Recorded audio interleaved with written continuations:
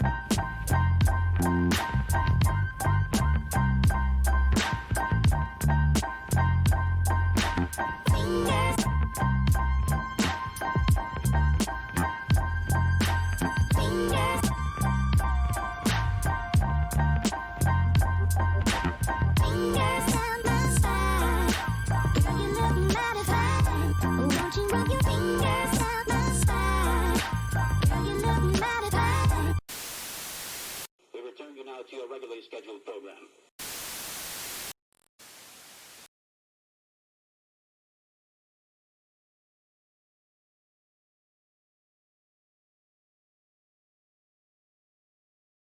Whoops, I'm muted. It's a tradition that I start my streams muted and talk for a little bit.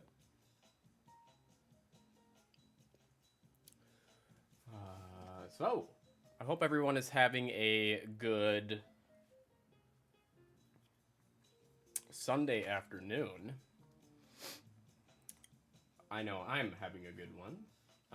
My life has returned to some amount of normalcy after a chaotic 2 weeks. So I am very much looking forward to the weeks ahead. Now that things are kind of returning to normal for me. And welcome, Catherine. Thank you for the lurk. I appreciate that a lot. Hope you're having a good day. So a couple of things before we get into the painting. Brielle, hashtag Brielle, how are you doing? Welcome to the stream. Hope you're having a good day. A couple of quick things. Beginning next week, I'm going to probably be trialing out a new schedule. So keep an eye out on the Discord for that. And I'll put a little link.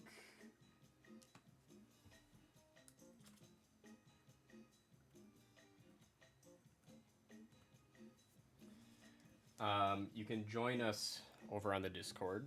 But I'll be making some announcements regarding my schedule over there. I hope you all enjoy it. It is going to be it's going to be a little bit revamped to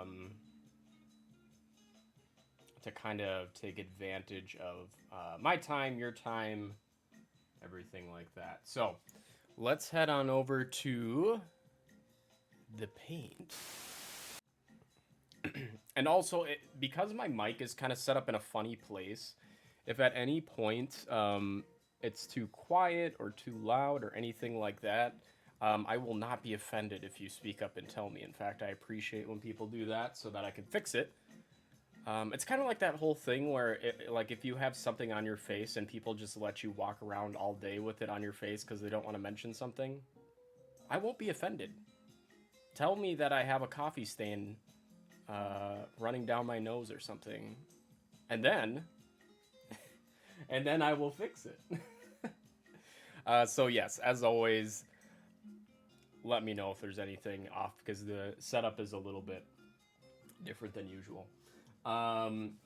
Let's see, sent here by Justin. Well, thank you, Justin. I appreciate it. Love how the stream is set up. I appreciate that. I spent a lot of time agonizing over how I'm gonna set up the stream. Perhaps a little bit too much time. But yeah, I'm glad that you like it. Matt is a talented guy. Well, thank you, Justin. Thank you. I appreciate that. You are also a talented gentleman. Me and Mrs. K are making some dinner, lurking around for a bit. Sounds good. I hope you have a good dinner. Living out your alternate life as a chef, a master chef. What is the lurk zone? I'm a noob. So lurk, that's just what I call it, but on Twitch, lurking is just when you're in chat, but you don't plan on actively chatting. So like I don't think most people have a problem with it. I personally don't. I welcome lurks. Because, you know, it helps with numbers and everything like that. And sometimes people just want to listen too. But I try to make it clear to people that lurking is absolutely acceptable here, and I welcome it. So it's essentially just sitting and hanging out in chat without actually chatting at all. So that is totally fine to do here. But anyway, yes, exactly what Justin said. Precisely. He said it much more concisely than I did. So let's do a quick recap on what we're doing here. This is a paint by numbers. I want to try getting into art stuff full disclosure, I am not an artistic person. So you have to start somewhere. So I thought that a paint by numbers would be a good jumping point to familiarize myself with paints and brush techniques and whatnot. So if you remember doing color by numbers as a kid, where it's just like a little book and it has the numbers and it tells you what numbers correspond to what color. It's the same thing, but kind of an adult version, but it's with paint, and it's a little more intricate, a little more complex. And so the picture at the kind of center top left of the screen is what the finished product should kind of resemble. We'll see how it turns out. The first session this week, we did this kind of lime green outline, and so we're going to start working on the actual horse now. And I bought 3 of these things, and I bought them with the intention of actually hanging them. So I got 3 that I liked the design of. So let's, yes, should kind of resemble. We'll see, we'll see. You know, I haven't done any of these before, so I don't know. Oh, you know what? I need to grab some paper towels.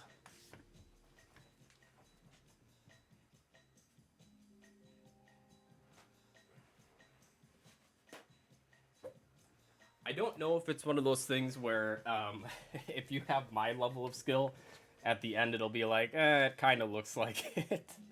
Or if it'll, you know, be pretty accurate. So I guess we'll find out. So the color we're going to start with, maybe I'll hold it here. This cap that's open, kind of a gray color. And this is number 3. We skipped number 1 to start because it's white, and I kind of felt like it wouldn't be I started doing it and I'm like, I don't think this is a good color to start because you're not going to actually on camera be able to see much progress. So we'll circle back to 1 once we have some more color in here so you can actually see a little bit of difference.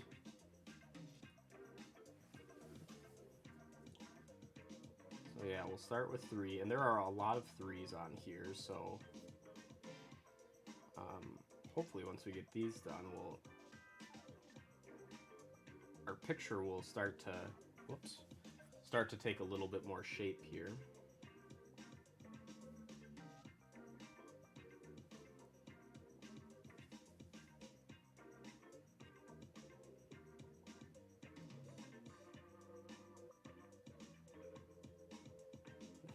And I chose this one to start because, I mean, it's clear that it's a horse, obviously, but it's a little more of a psychedelic, abstract look. And so, hopefully, even if I'm not particularly good at it, it should still look okay. Because it's kind of a funky picture. But yeah, I think I'm going to hang this. I got to figure out how to mount it. So this is canvas, which is cool. It's not paper. It's like legit canvas.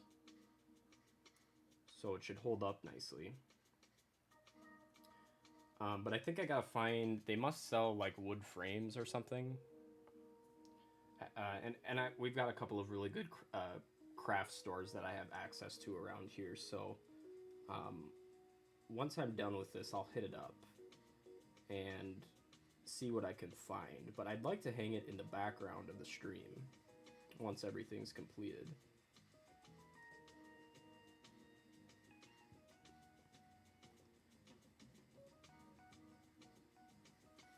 But yeah, this is my first attempt at one of these, and I really enjoyed it the first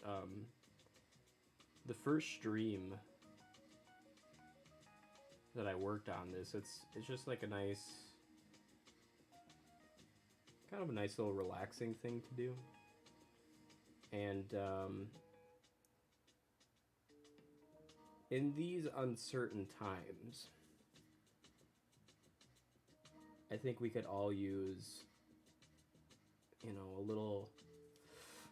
little time to ourselves to take our minds off of everything. So I would highly recommend these, and they're really affordable too. I can't remember the URL, but the website I got this from, I believe it was called the Original Paint by Numbers, and I think I only paid $15 a piece for these, and I got 3 of them. Which ones did I get? I actually got one of them is a Van Gogh, or a Van Gogh, however you pronounce his name, I guess. And it's one of my favorite paintings of his. I'm not an art buff by any means, but he has one painting that's called, I think it's just called Skeleton Smoking, or Skeleton with a Cigarette. And you can probably find it by searching that, and it's just a really, I don't know, it's my vibe, is what I'm trying to say. It's definitely my vibe.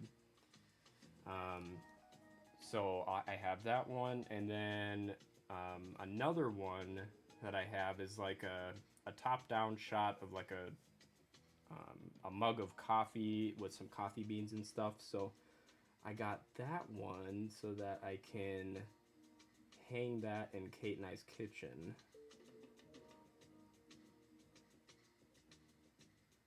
It'll kind of fit the theme, I guess.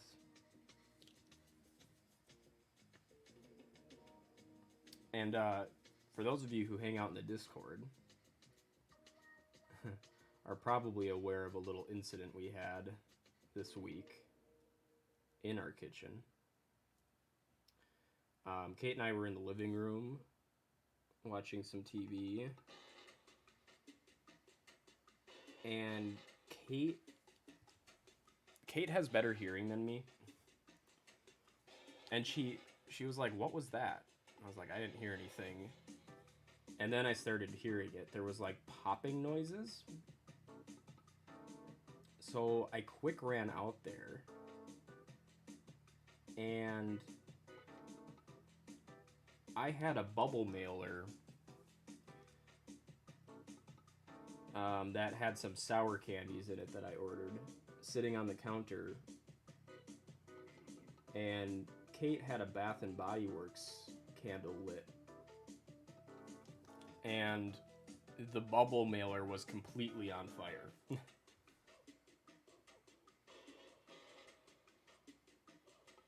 And so I quick ran downstairs because our fire extinguisher is at the bottom of the steps in the basement. So I quick ran downstairs, sprinted back up, and used it on the fire. You know, at the end of the day, you know, we're pretty lucky, you know, nothing, you know, we didn't, obviously the house didn't go up or anything, which is the most important thing.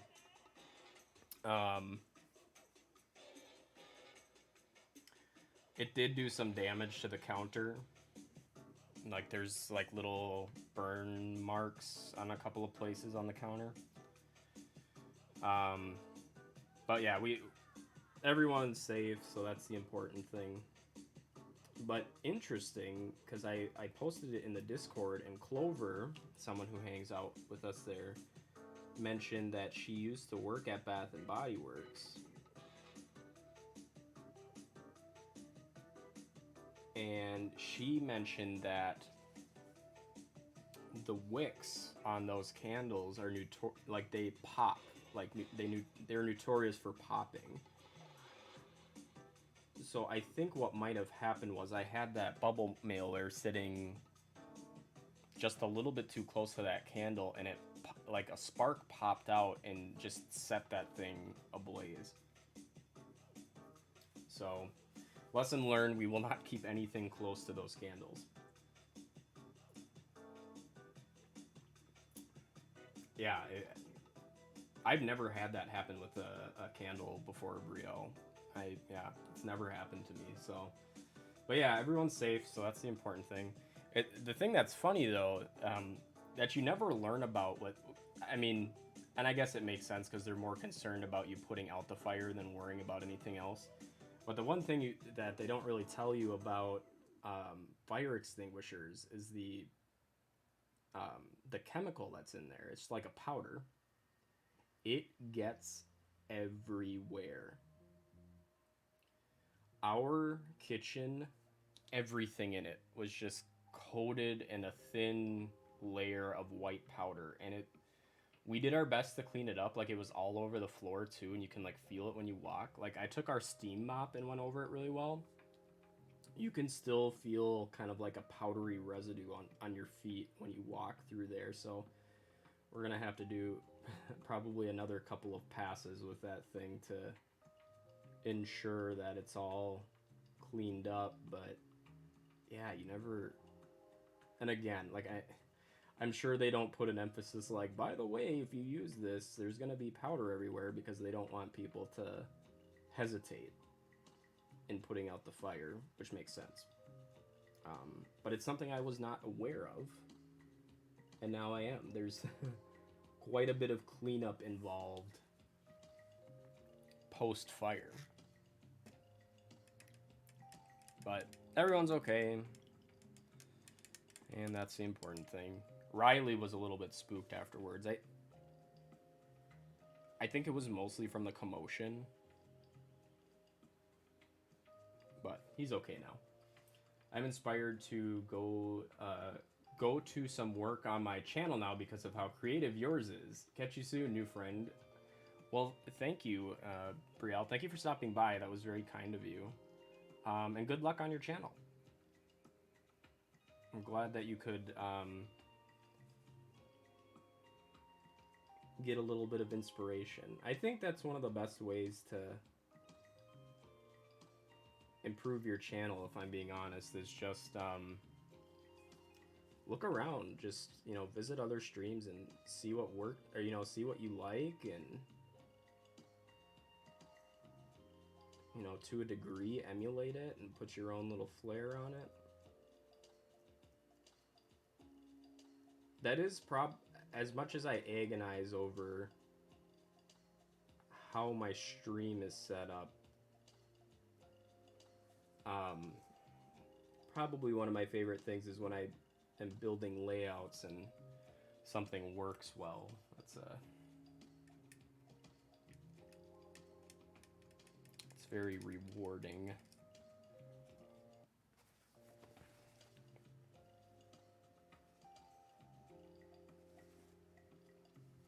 And I also notoriously don't stick. I let my ideas get the best of me sometimes,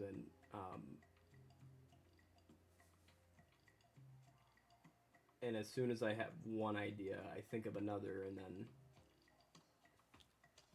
just goes from there, and I regularly change things up, which isn't necessarily a bad thing, but I'm sure at some point I'll kind of settle down on something for a theme that I like. I actually kind of like how things are going right now for look, so I think I'll probably stick to this for quite some time. I kind of feel like it fits the theme of everything pretty well.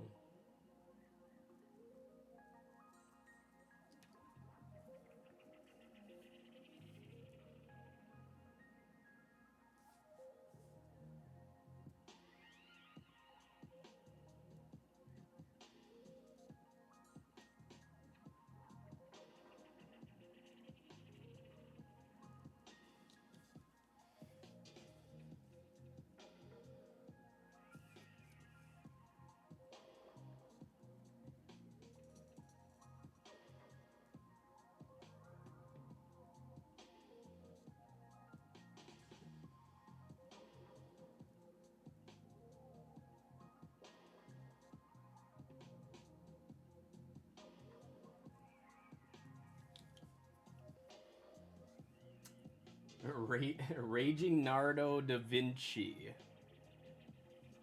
Hey Flo, how's it going? Welcome. Thank you for stopping in. How's your Sunday going? We're continuing our work on this crazy looking horse. I love art like this. you know, obviously there's something to be said for stuff that's more like in terms of, you know, realism, but like if I could be good at art, this is the type of stuff I think I'd like to paint. Just kind of psychedelic, funky looking stuff. And maybe one day I'll get there. But you just like look at how intricate this is, like how many different numbers are here. You just think, wow, someone, I don't know who the artist is of this. I should probably look it up so I can give them credit, but you just think, wow, like this is insane. How did this come from someone's mind? It's a mystery to me because my mind doesn't work that way. I'm very much I know that they've said kind of the left side, right side brain stuff is kind of baloney, but I do think some people skew more naturally to art and other people more, you know, rational, like, you know, analytical. And I'm definitely more definitely more the latter. Definitely more of an analytical type person, which explains my jobs that I've had.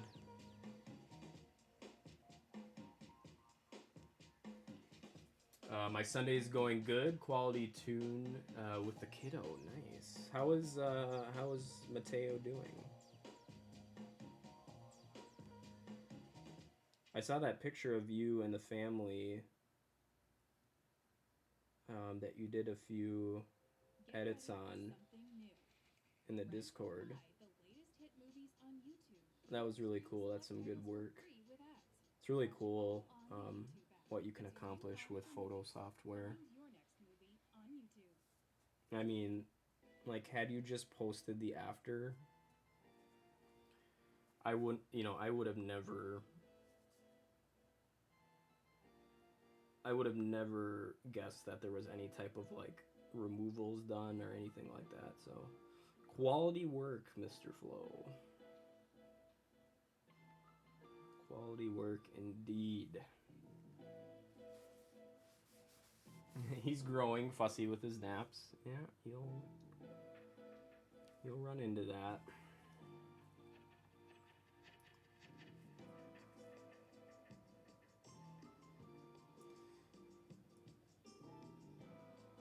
You always have to wonder, like, you know, with kids, I feel like the desire not to sleep, you have to wonder if it just comes from a place of not wanting to miss anything, because everything in the world is new to them. There's so many things to see. They don't want to miss any of it. And I can relate to that. I too stay up late because there are things I want to do, things I don't want to miss.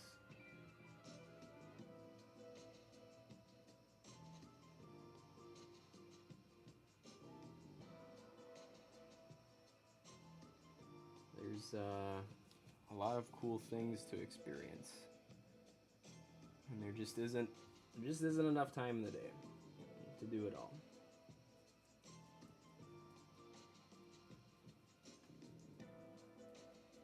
But I do have to say, lately I'm trying to focus on self-care a little bit better. You know, with work and streaming and you know, you get caught up in stuff and you don't take care of yourself like you should.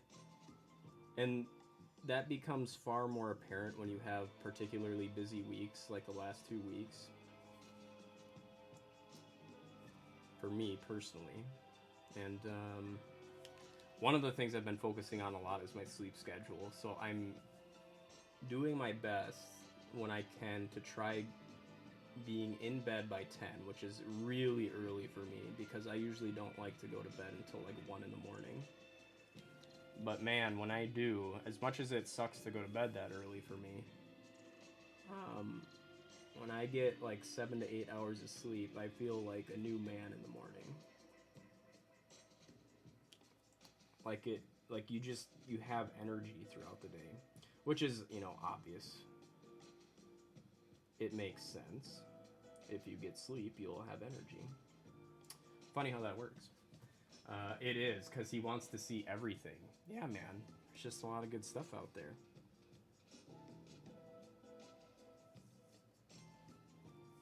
And I have no doubts that you and your wife are great parents, and he probably just wants to spend more time with you. So take it as a compliment. He wants to be around you guys. He wants to be up for it.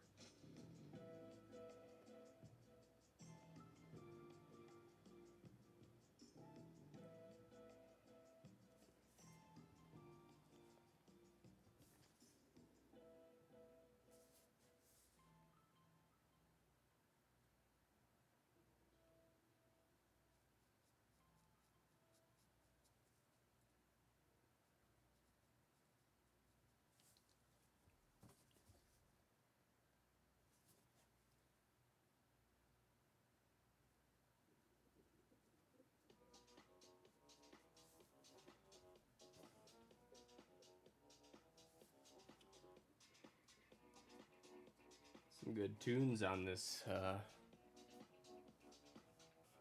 playlist. I dig it.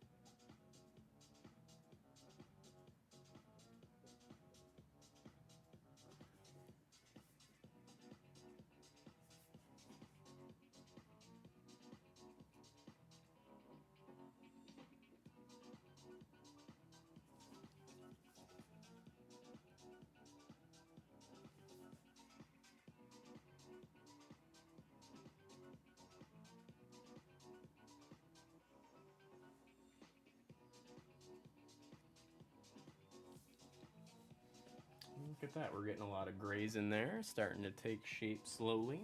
It's looking good.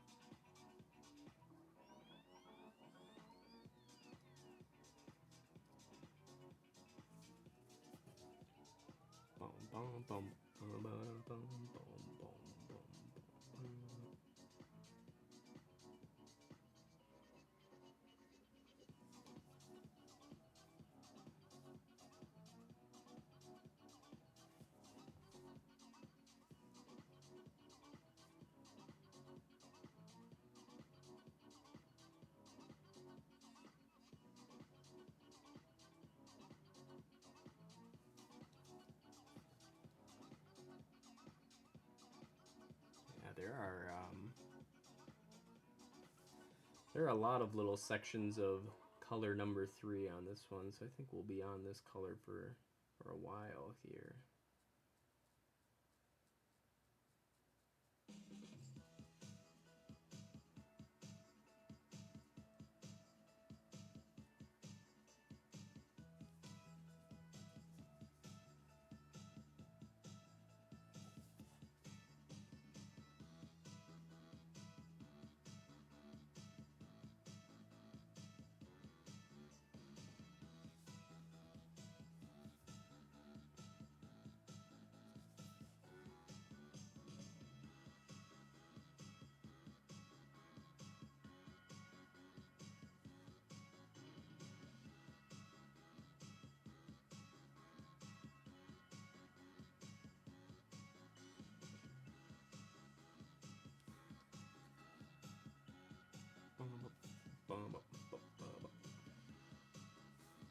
Alright. That section looks pretty good.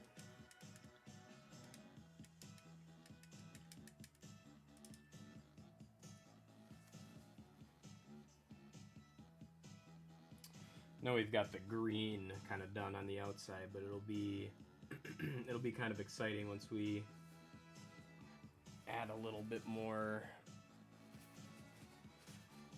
little more color to this guy. Just kind of looks like there's more color on the left side of the painting. Looking forward to that. Color's always fun. There will not be a lot of color though on the Van Gogh that I'll do at some point, because that is pretty much all whites, blacks, tans, but still an awesome picture. It's probably one of my favorite paintings. Again, coming from the perspective of someone who isn't really an art buff by any means.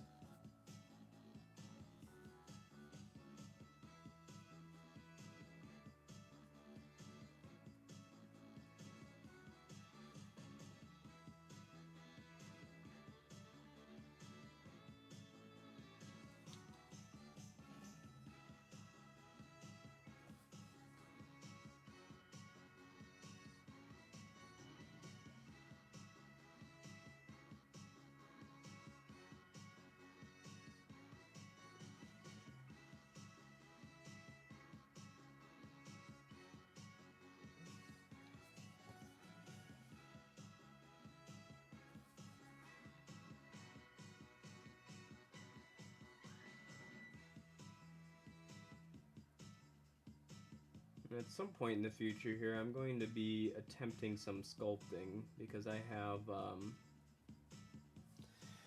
an affinity for stop motion animation. That's probably one of my favorite mediums. There's just something about it, and I've read some articles about people decrying stop motion animation and saying there's just no point in doing it anymore with the amount of technology we have. But I don't know, to me there's just something special about like a team of people working on taking photos one by one to create something like a film or a short, and it has a certain charm to it too, that because at that point, for the most part, the effects are practical effects. You just can't replicate that with CG.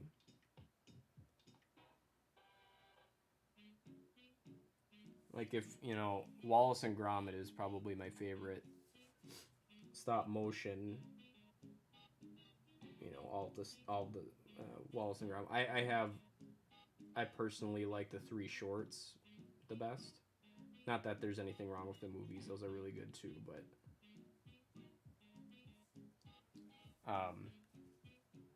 like, it just wouldn't have the same charm if they did it CG. And it's just incredible the amount of work that goes into it. And actually, the Wallace and Gromit holds a special place in my heart, because so I am the oldest of 4 children, and my brother was born after me. He's the second oldest.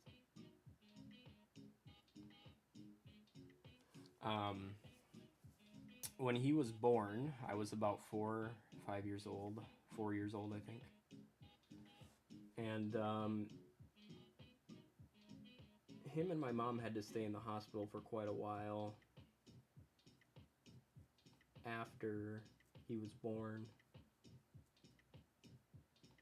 And I believe it was I think it was the second Wallace and Gromit, which I believe would have been The Wrong Trousers. I think that's the second one. Either that or A Close Shave. I can't remember, but I think A Grand Day Out was the first one. But anyway, I remember watching that over and over and over again, because I think my dad had taped it when it was live one time for me on VHS. Back when VHS was a thing. And I just watched that so much. And my first experience, myself attempting stop motion was at some point in the early 2000s, believe it was early 2000s, the Lego company came out with something called Lego Studios. And it was this really cool set that, you know, was like a movie set, so it had like a director and other various film accoutrements. And my brother and I together would work on, because that kit also came with software and a webcam. And so we would work on that together, and we would do little short films. I wish I still had them. I know that I don't, because they were on a very old computer that probably isn't around anymore. But I remember, like, our very first thing was just like a quick 10-second, you know, clip, essentially, to test things out. So we just had like the director coming in and lifting up his megaphone and saying action and a couple of things like that. But then our first feature that we made was like a 2-minute video called The Blob, which I can't remember all of the details, but at some point it involves like a bank heist. I don't know why. But then there's a monster in it made out of Play-Doh, and he like consumes several of the people in the film. I think it was only like 4 minutes long or something, but if you think about it, for, you know, if you're shooting in 12 frames per second or something like that with stop motion, which just equates to 12 individual pictures making up a second of film, and then you just kind of extrapolate that to how long, you know, 60 seconds in a minute, 4 minutes, like that's a lot of pictures. So it was an entertaining thing for us to work on. And I'd like to get back into it. I recently put in the Discord, I'm working on some new sub and follow alerts using stop motion, because I actually now have a professional stop motion software, which is very spendy, but it's good, called Dragon Frame. And it actually comes with its own little number pad that connects via USB, and then you can control the software with that, which is really nice, because then you can have your shooting space with your set, and then you can be standing back further away from your computer and you know, take your shots from there, which has the benefit of separating you from your computer if you need to. And then also, you know, with stop motion, because you're taking individual pictures, it's particularly sensitive to light. So you don't think about it, but if you're standing too close to the area where you're taking your pictures, you can cast a shadow, even like slightly. It might not be perceptible when you're looking down, but it blocks just enough light to the point where your screen actually starts to flicker when you're playing all of your pictures together. So it's really nice software, but I'd like to start using it more. I'd like to get into maybe making little shorts. I think that would be fun, but we'll see. I've been very busy, so we'll see if I can fit that in. Hello, Sayer. How's it going today? How are you and the gang?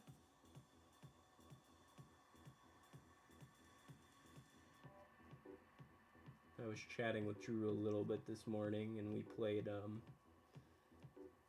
some Call of Duty with Joe and Joe's friends last night. That was pretty fun.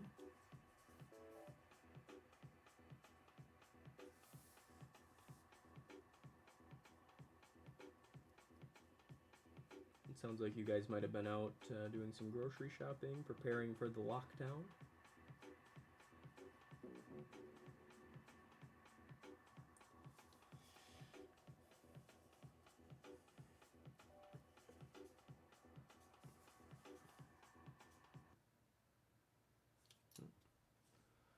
Probably going to say, are you still watching? Yes, I am. Well, I'm not watching, but I am listening still.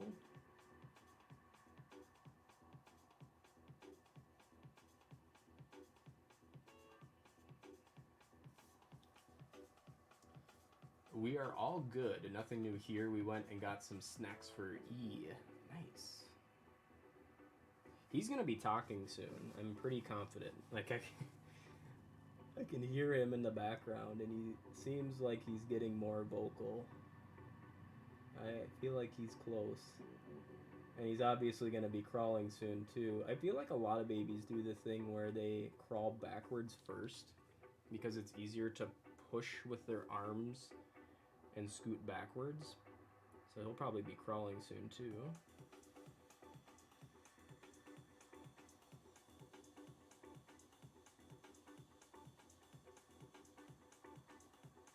But he loves that, like when Drew is getting ready in the morning, he loves that bouncy thing that you hang from the door frame. I wish I could be entertained that easily.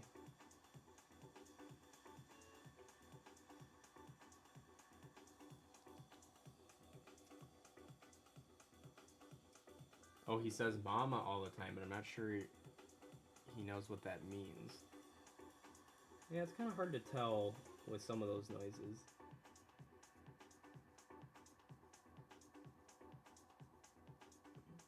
Do you think he'll say mama or dada first? Well, I mean, he's already said mama, it sounds like, but which one will he say first with purpose, I guess is what I should say. I read this, I read something that was really interesting because I guess it's more common on the whole for babies to say dada first. And people have wondered why. And the theory is that not for every situation, but in many parenting situations, the father is like a lot of times he's away at work, or he's not present, so mom is always referring to dad, right? So they're saying dad will be home soon, or whatever it is. And so the baby then uses that, because you're talking about dad, they say dad first, whereas they're with mom all the time, so they don't have like a need to say mama because you're there, if that makes sense. I probably explained that poorly, but essentially, if the father isn't there as much, because they're away for work or whatever, mother needs a way to reference the dad, and so they say dad a lot, whereas you wouldn't say like mom to yourself very often, which is, I thought, kind of an interesting theory. He is so in love with that jumper. Yeah, he looks like he's having a grand old time when he's on it. Definitely mama and puppy for sure. That makes sense. I'm thinking that's the case since Drew works from home. When I come home, Drew always repeats mama. Yeah, so yeah, for you guys, it might be the reverse because Drew is the one who's always at home now with work, and then you're the one who's away. So I could definitely see it being the reverse with you guys. Be very interesting to see.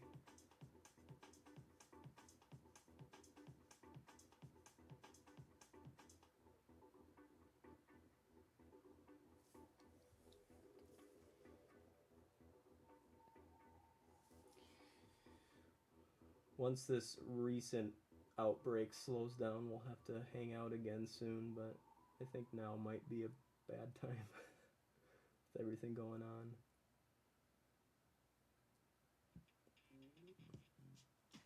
I almost feel like I should order one of those saliva tests that you can get for free, because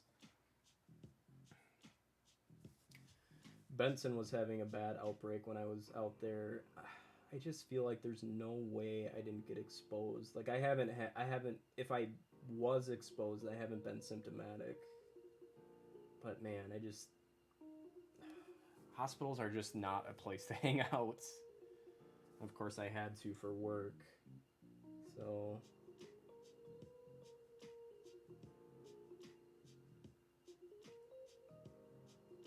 We'll see. And speaking of COVID,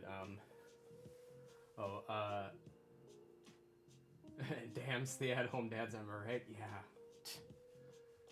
What a bum. Drew and I were just talking about that. We miss you guys. Yeah, we miss hanging out with you too. It kind of sucks that you can't just do what you want anymore. Is there a number of tests that you can order for free?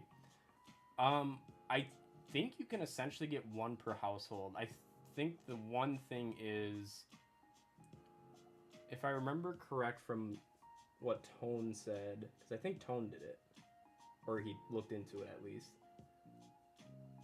What you do is you get on a Zoom call and they watch you like do the test, but I think it's essentially like the My23andMe's where you like have to you essentially spit a bunch into a container. It's not like a nose swab that you do. So like I don't feel like you could do one for E. You'd probably have to like go in for that, but I think you both could get one because I think each household can get, for each member of their household they can get one for free. So you and Drew could each get one for free, I think. That's how it is.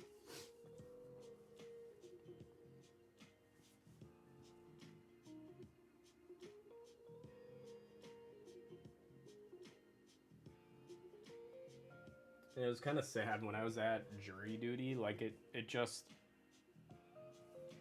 kind of confirmed how uninformed some folks are about this whole thing, because the general, obviously we had to wear masks and whatnot, and it seemed like most of the people there just had no clue. They were like, oh, my son's football had to be canceled and blah blah blah, and it's like, I get it, like it's unfortunate. Like, they're in a time of their life where, like, these things are important. I get it. Like, it doesn't make it any less sad.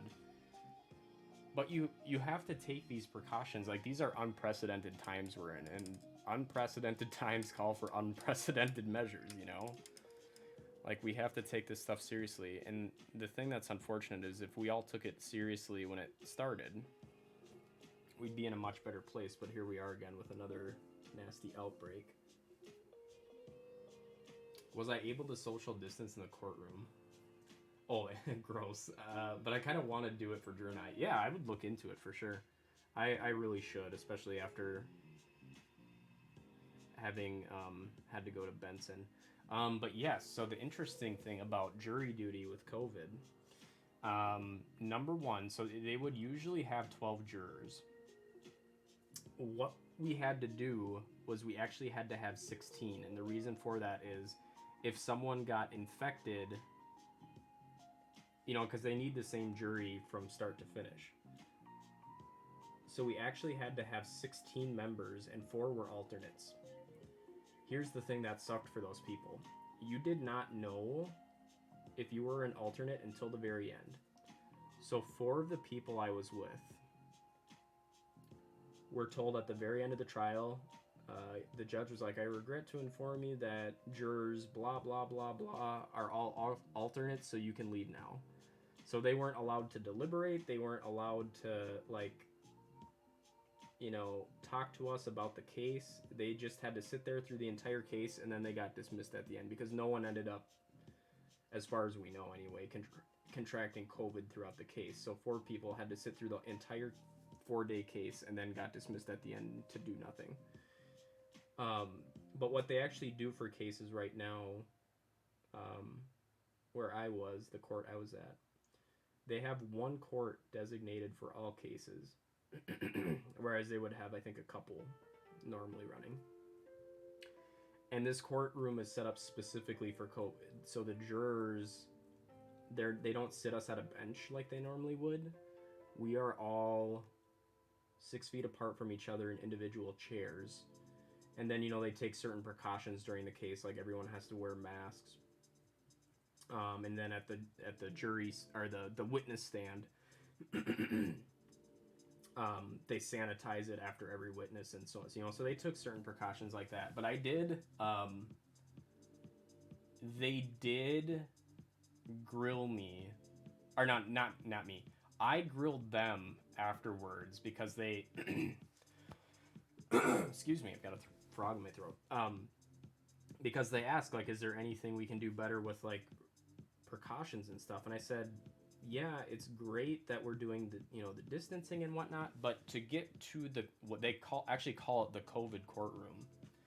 To get to the COVID courtroom, you have to go through this like long tunnel through this basement to get to another building actually. On the way there are 6 doors. They don't prop any of them open. So there's 16 people on each trip touching the doors with their bare hands. And I'm like, that it's great that we're wearing masks and stuff, but now all 16 people are touching the same door 6 times one way, and then you do it on the way back too. So I did my best like to, hold it open with my elbows or my shoulders or whatever, but sometimes it's just impossible, like depending on what door it was. You had to touch it with your hand. So I kept hand sanitizer in my pocket too to use. And they had a couple of dispensers out there, but not enough. So I did let them have it with that. I was like, and the thing too, you have to wonder, like, did they consult with anyone? Did they talk to like the nurses at the prison, because they have nurses on staff there to take care of the prisoners? Like, did you consult with anyone when you did this, or did you just kind of make things up as you go? So I wasn't particularly happy with that. I'm surprised you weren't an alternate. Me too. With my luck, I was like, and I have to say, this isn't in judgment of the other jurors, because everyone kind of learns things differently. But we were given a notepad at the beginning of the case, like a little legal one to take notes on. And they said clearly at the beginning, like, you don't have to take notes, but it's there if you want to. I took 20-ish pages of notes throughout the case. I would have been so mad if I was an alternate, because I'm like, I'm one of the few people here like taking diligent notes about this case, to make sure we don't convict a man of a felony wrongfully. I would have been upset, to say the least. And it is a big deal. I do have to say that thankfully everyone was on the same page. There were a couple of people who weren't sure, but after they talked to us, they quickly agreed with us. Like, the team of jurors I was with, as far as like deliberation goes, were good. Like, no one was like... We all made it very clear at the beginning of deliberations, like, we don't want this to like weigh on your conscience that you didn't say something and felt like we made a wrong decision, so like, feel free to speak up and let your opinions be known. So I mean, that part was good, but we were all on the same page as far as the conviction goes, because like, a felony is a big deal. I mean, it affects you for quite some time. Like, it follows you. It can affect how, like, what jobs you can get, your voting rights. It's insane. Good for you. You are smart with that stuff. They probably did change that with your input. Hopefully, anyway. Yes, at least the judge was not a wheel of cheese. Yes, that did reassure me a bit.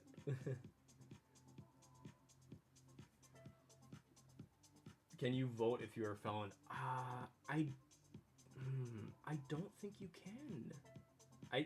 Or there's restrictions. Because I think if you're in prison, you can't vote. But I feel like being a felon means you can't vote either. So, I mean, it's a big deal to get a felony conviction. Now, what I will say is, something they did that was really cool was at the end, the judge takes the jurors into, like, the room we were deliberating in, and he chats with us for a while, and he just does, like, a Q&A session, which is really cool. Like, the judge was actually a super nice guy. Like, you can't really get a grasp of that while you're in the courtroom, because it's, down to business, and he's not there for pleasantries and stuff, but he was a really nice guy. He was very informative, answered all of our questions. But what he told us was, more likely than not, the felony we charged him with, because we don't decide like what felony to charge. They give us a charge and we determine if that charge is, true or not, like if they're guilty or not guilty. And so it ended up being reckless discharge of a firearm. And he said, in Minnesota, they do a lot to try to make sentencing fair. So they actually have like a bit of, it's not an algorithm, but essentially a formula they follow where different felonies equate to different points, right? And so the higher the point total, the more severe it is. And I think it goes from 1 to 9. And he said this particular charge is like a 2. So it's pretty low. And he also doesn't have any prior history. So he said there is a good chance he won't even end up going to prison for this. He'll just have, like probably a felony charge and some probation and yada yada, all that. So considering what happened, he is a very lucky young man, I think. It's kind of my opinion. And I don't really have any... That was the one thing I was worried about throughout the case was like, am I going to feel... am I going to feel guilty for essentially having made this decision? And, all things considered, I feel pretty good about it. It just took an insane nap for the win. Nice. You don't take naps very often. Do you actually feel good though, Drew? Because I know that you're one of those people... Well, I feel like a lot of us don't feel good if we take a really long nap. Like, I feel good when I take my 20-minute power naps. But if I nap for like 3 or 4 hours, I feel disgusting afterwards.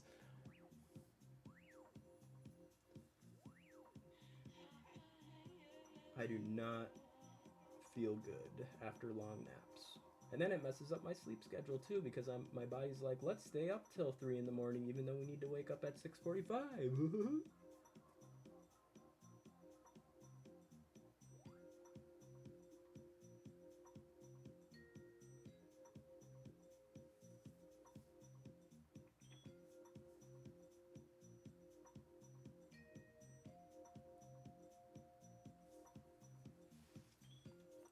You do feel good. Which is weird. Only happens 1 out of 20 naps. Yeah, I think that's a fair number.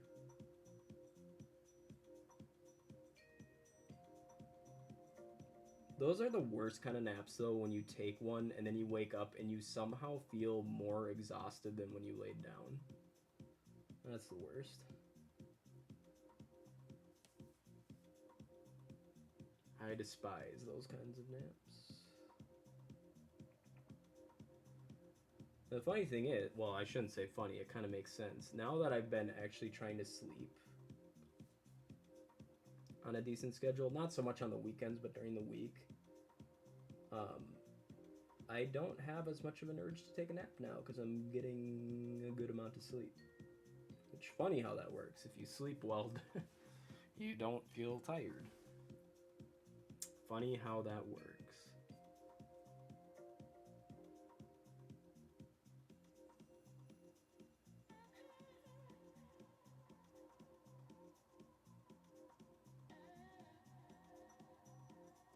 I'm starting to think that my 10-hour prediction for this painting might be a little more accurate now because these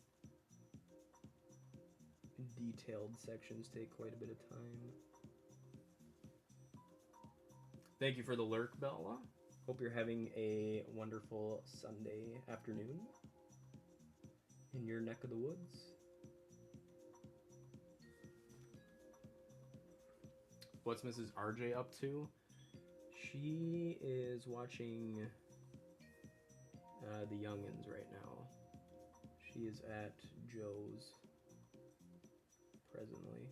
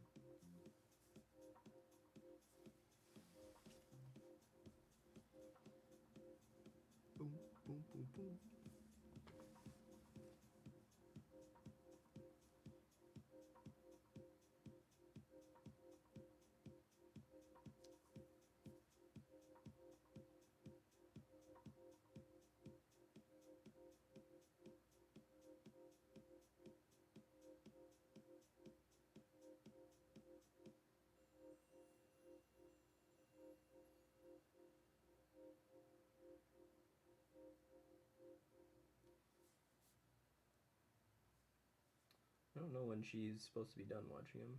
I didn't ask. She left pretty early this morning. New. Rent or buy the latest hit movies on YouTube, or stream select titles for free with ads. Watch it all on the YouTube app. It's your new All on the YouTube app. Find your next movie on YouTube. There's way too many streaming services. I'm calling the governor on Mrs. RJ. Please do. Should be an interesting conversation.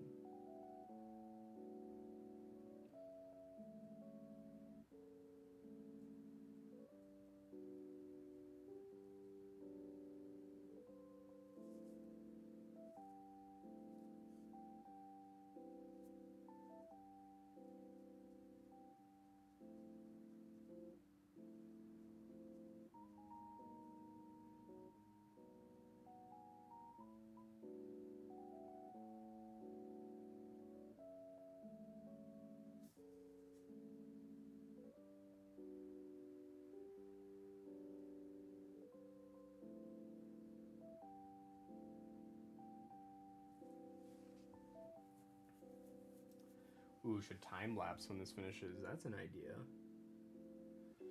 I think... Yeah, I'll have to,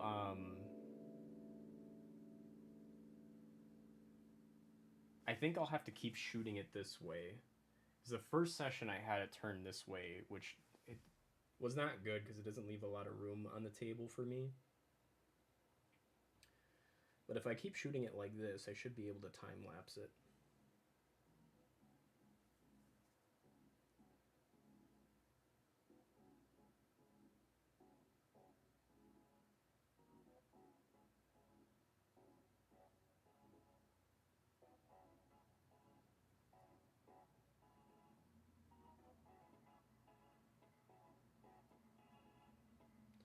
That's a good idea. I think I'll have to do that. Should be pretty easy in Adobe Premiere to accomplish that.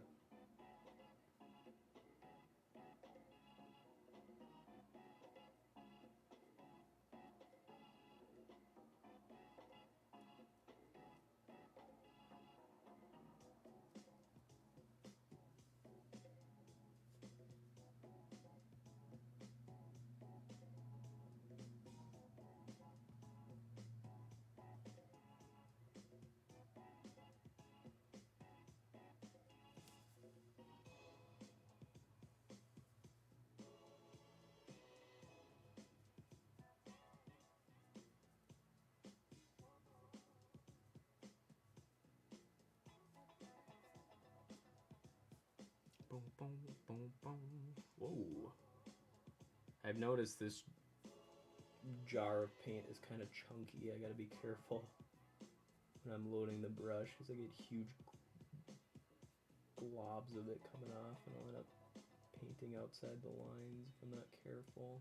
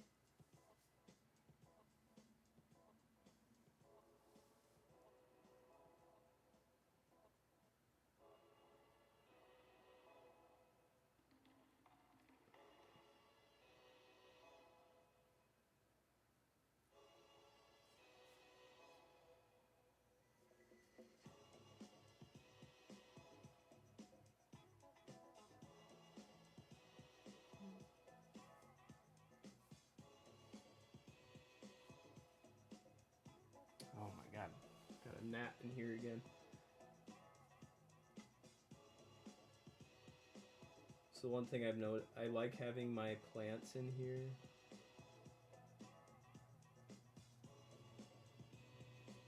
But man, I just have like an endless supply of gnats now. I'm sure there's something I can do to prevent that. I just haven't looked into it. Wait, I think I read one thing that said that if you've got like lots of detritus, so like dead plant matter in your plants, that it'll attract gnats or flies or whatever. So I should probably do something about that.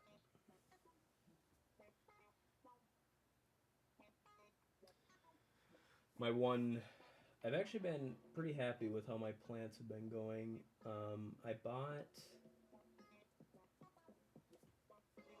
how many did I buy? 6.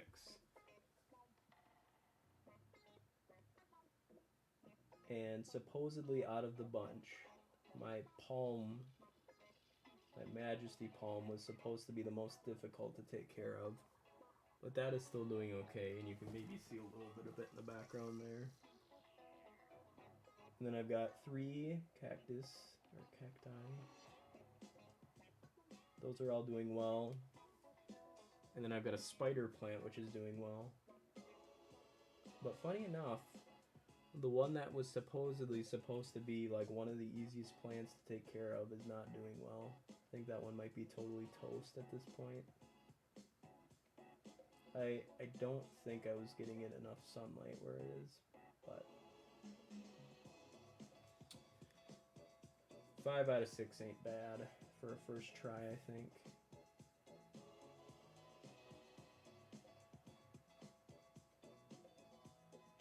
I'd like to get some more at some point. Just kind of nice to have it. I don't know, it makes kind of gives a nice vibe to the room, makes it a little more relaxing to me.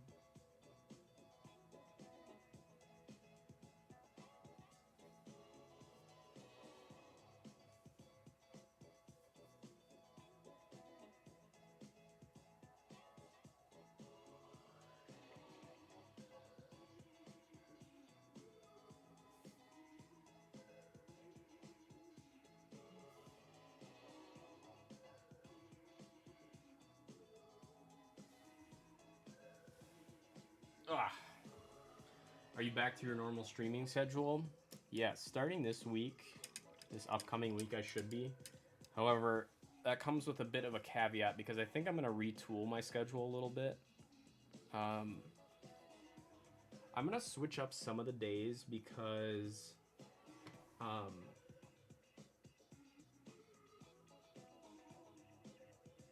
like I think Fridays are a good day to stream, and that was normally one of my off days.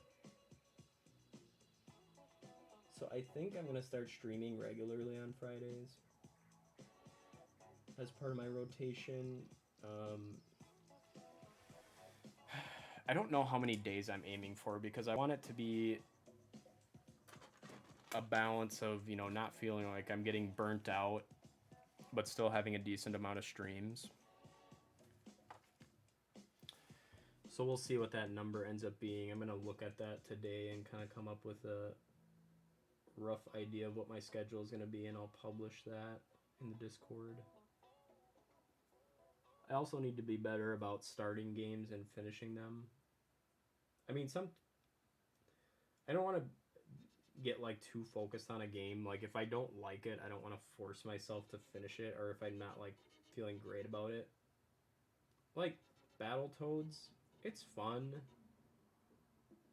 but I'm just not very good at those games, and so it seems like maybe more of an appropriate game to finish on my own time.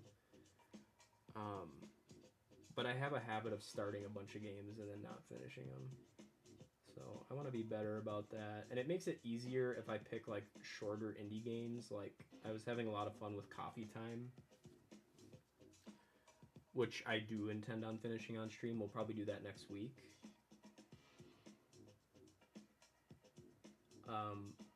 But I think if I focus on shorter indie games, it should make it a little bit easier. And then like throw in some like fun retro ones. Like I had a lot of fun with Oregon Trail last night. That was a good throwback. I enjoyed coming home after work to your weeknight streams for sure. Yeah, I'll still definitely be doing weeknight streams. I just don't know what the best days are because honestly my day to day, just because of my work schedule, there isn't a huge, between Monday through Friday, there isn't really much of a difference, like I can pick any of those days. So I don't know, like, do any of you have preferences on what days you like best in the week? Because I do want to try doing some more weekend streams too. Like on Sundays, I kind of like doing afternoon ones just to throw in an afternoon slot because I don't ever get to do that. And then maybe continue doing like Saturday night streams. But during the week, it's kind of a crapshoot. Like, it, in terms of like analytics, numbers wise, I feel like there isn't really a day that works best. It just is like, it is what it is. I can pretty much pick a day and do it. Which is not totally a bad thing, but yeah, do what works best for you. Yeah. And yeah, like I said, a lot of it just is like, I don't really have a preference. I may end up switching Mondays out for another day.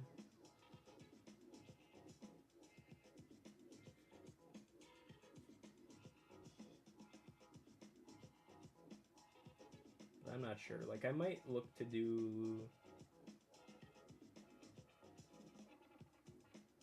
Tuesday, Thursday, Friday, and then shoot for Saturday, Sunday, or something like that.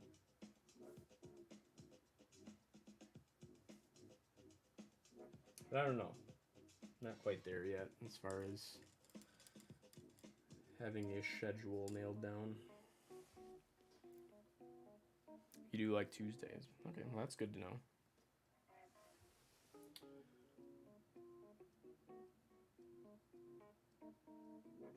Sometimes I do feel like Mondays are one of those days where it's just like, ugh, you just started the work week, and sometimes I don't feel like I've got a lot of energy Mondays just because of life, but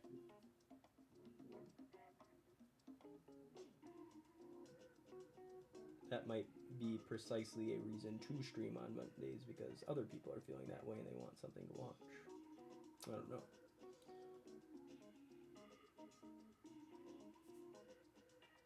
Twitch is a bit of an enigma when it comes to analytics and figuring out what works and what doesn't work. I do know that my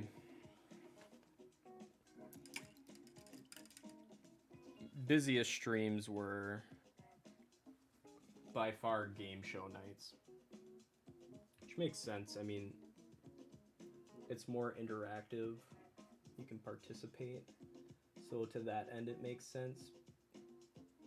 But like I said, man, I don't want to get burnt out, because I was almost exclusively doing game shows for a while,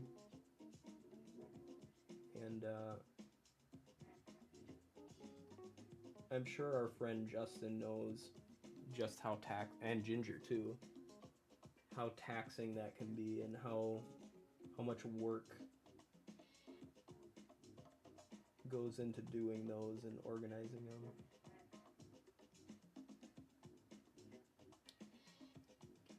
It does take a lot of work. Tuesday, Thursday, Friday, Sunday, I like those days. Yeah, I think it might be something like that. Once I sit down and look at things.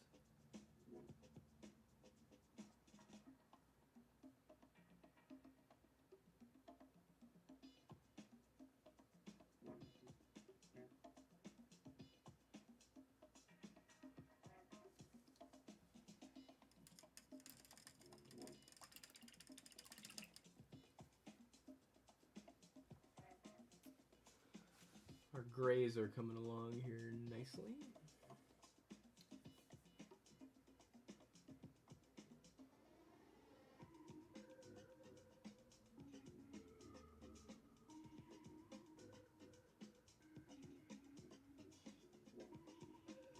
I don't even know what this music is anymore. I think I started it on a jazz mix, but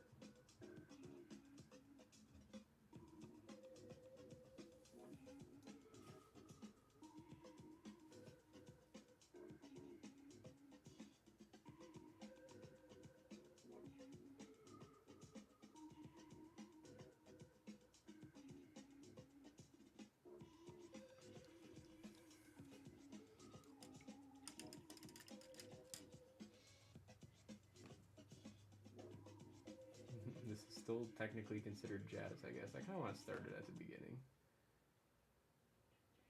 Yeah, we're gonna have to sit through an ad. As is tradition. It's the Google Whole Home Amplifier. Introducing Nest Audio from Google.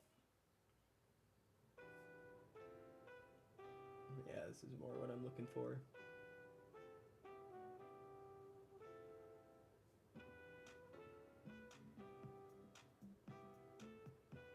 Bum, bum, bum.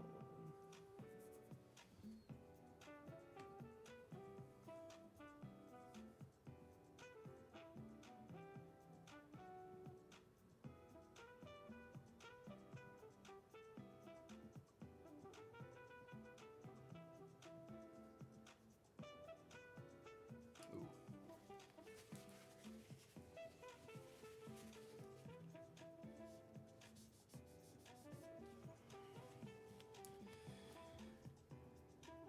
Gotta do a better job drying these brushes off. Some of these spots are kind of looking more like watercolors.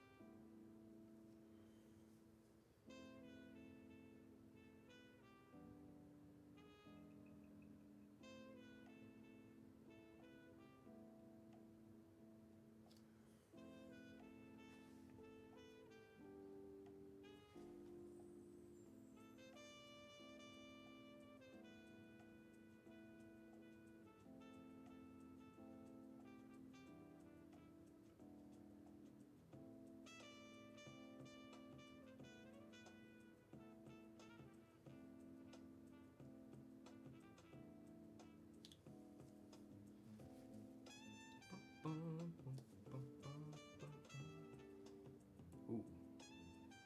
See, there's... I don't know why, but in this jar there's just like a handful of big clumps. I gotta make sure I get off before I put the brush on the canvas. Maybe I gotta go in there and like mix it or something. Probably wouldn't be a bad idea. Ooh, I like this song. It's Steamy Ray Vaughan. He goes up on stage and shits his britches.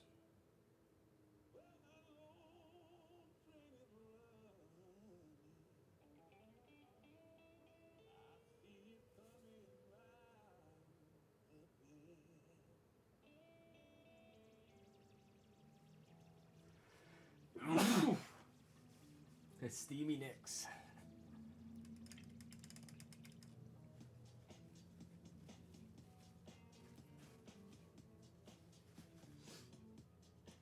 I think my dad was able to see Stevie Ray Vaughan in concert, if I remember correctly. I'm very jealous of him.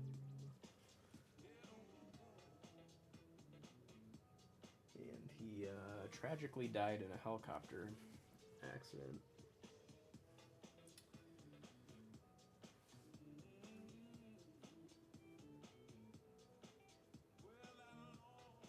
some years back. Now, if you want to see a good guitar face, watch some videos of Stevie Ray Vaughan. That dude he's just an insane guitar player. And singer too, but I mean, his guitar skills are nuts. Just nuts.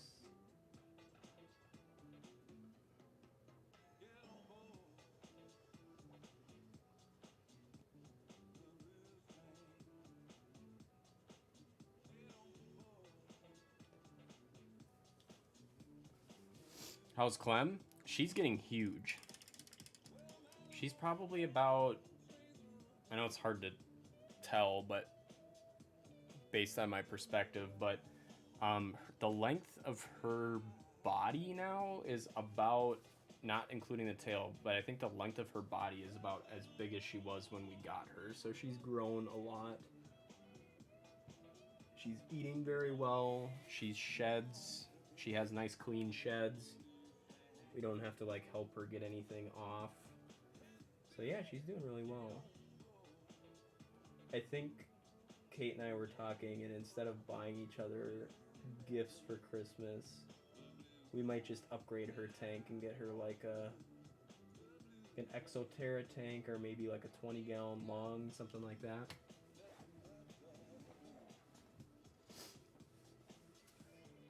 Sanford Health CEO, I got COVID-19 so I don't have to wear a mask as a symbolic gesture. For real? He said that?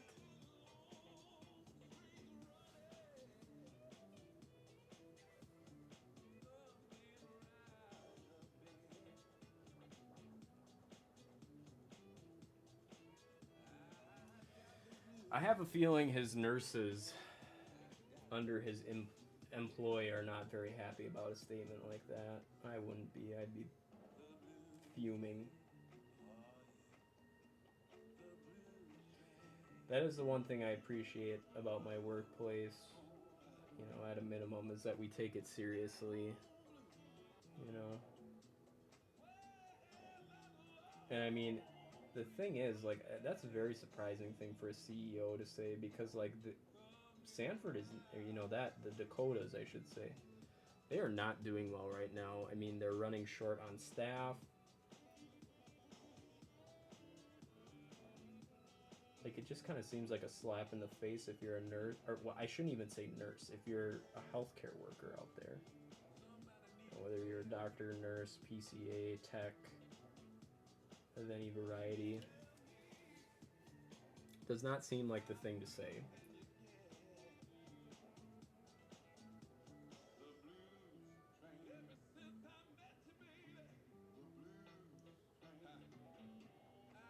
I'm curious if that CEO is a medical professional, like a former medical professional. Because, like, ours is, I think, where I work. Just seems like a very not good thing to say. You know, and on top of the fact that it's just not true. It's not like, oh, he can't say it because it's not PC. Like, there's a reason why we wear masks during this whole thing. But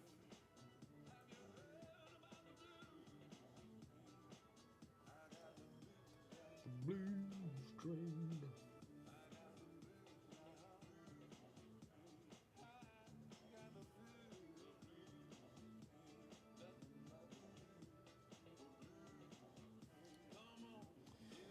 Yeah, this is a banger. I'm gonna say it.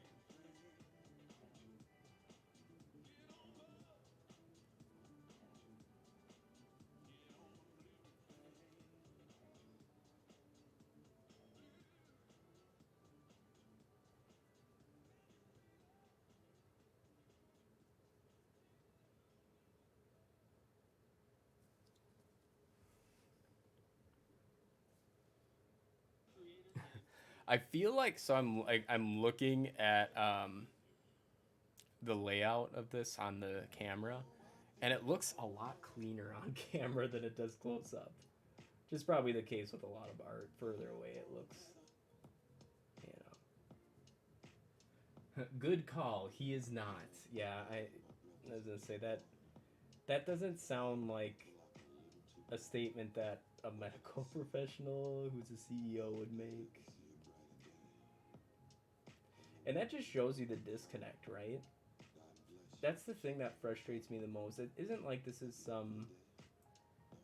Like, we have healthcare workers who are getting COVID, who are dying.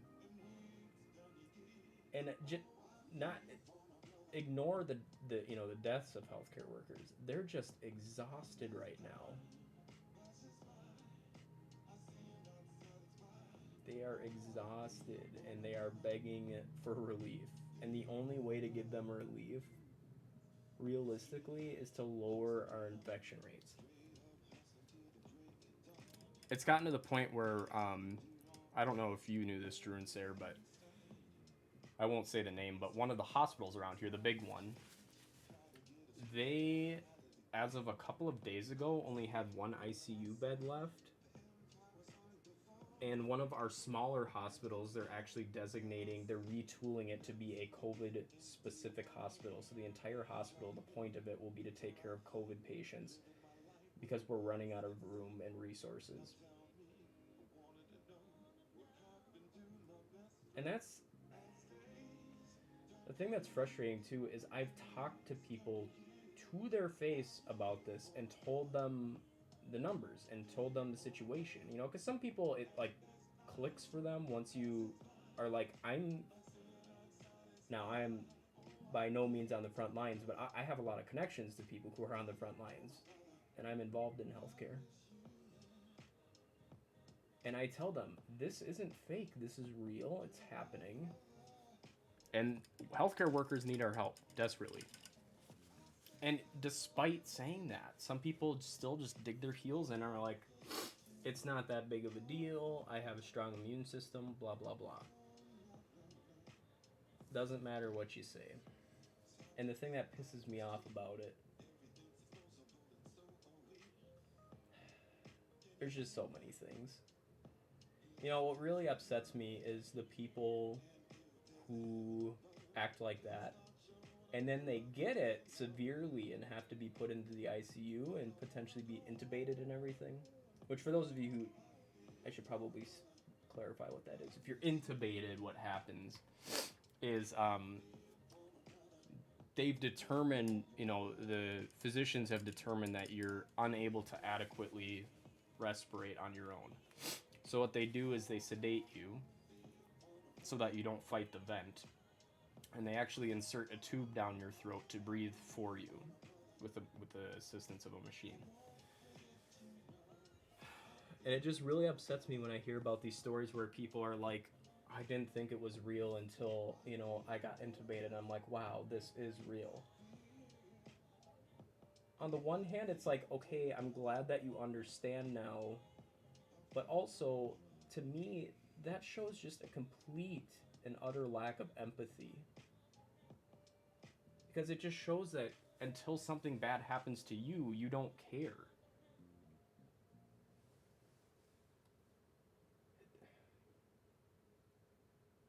It's just frustrating. And this is me talking from a place of like not being, you know, other than my recent go live, like I'm not in a state where, or I'm not in a position to be likely exposed. And if I'm telling you that I can see from my vantage point that it's bad, what about all the people who are on the front lines fighting this shit every day? Listen to them, please. They're not doing this for attention. They don't want this to be happening any more than you do. But, you know, they won't listen because they think it's fake. And, you know, the irony being that a lot of the people who are most vocal about complaining that, COVID has shut down everything are the very people who are extending this pandemic because they refuse to follow the precautions we have in place. Don't confuse this with some bullshit, they're taking our rights away. Show some goddamn empathy is what I'm saying.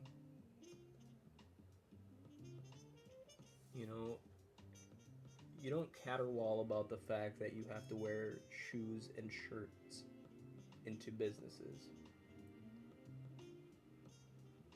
You can wear a mask for a short period of time, and this is not going to be a permanent thing.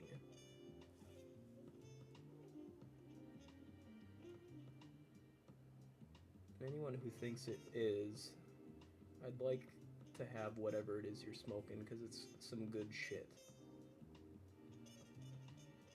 It is some dank shit indeed, and I need some of it.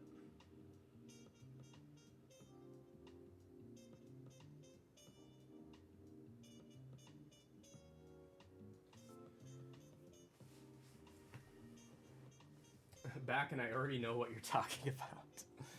Yes, Justin, I went on a bit of a tangent. Went on a bit of a tear. That's okay.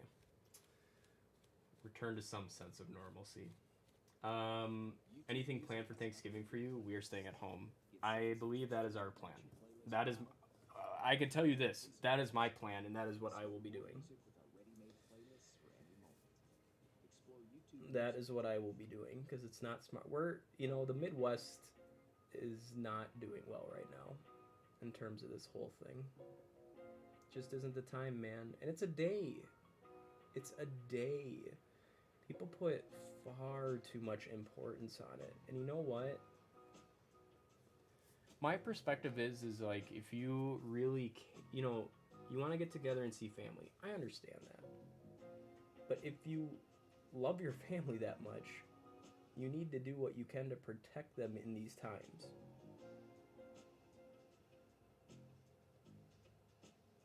And you know what? There are other things you can do. I know it's not the same, but you can have, a Zoom Thanksgiving with them. You can still get together and talk. Because isn't that the important part about family, is just connecting with them and seeing how they're doing? And I know it's not the same as doing it in person, but you have options at your disposal.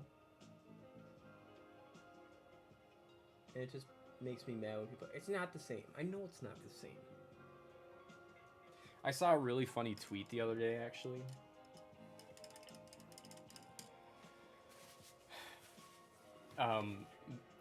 I think it was something, I might be miswording it, but it was something to the effect of, I never ever want to hear someone say avoid it like the plague again, because when humanity was faced with an actual plague, they complained about having to wear face masks for a couple months.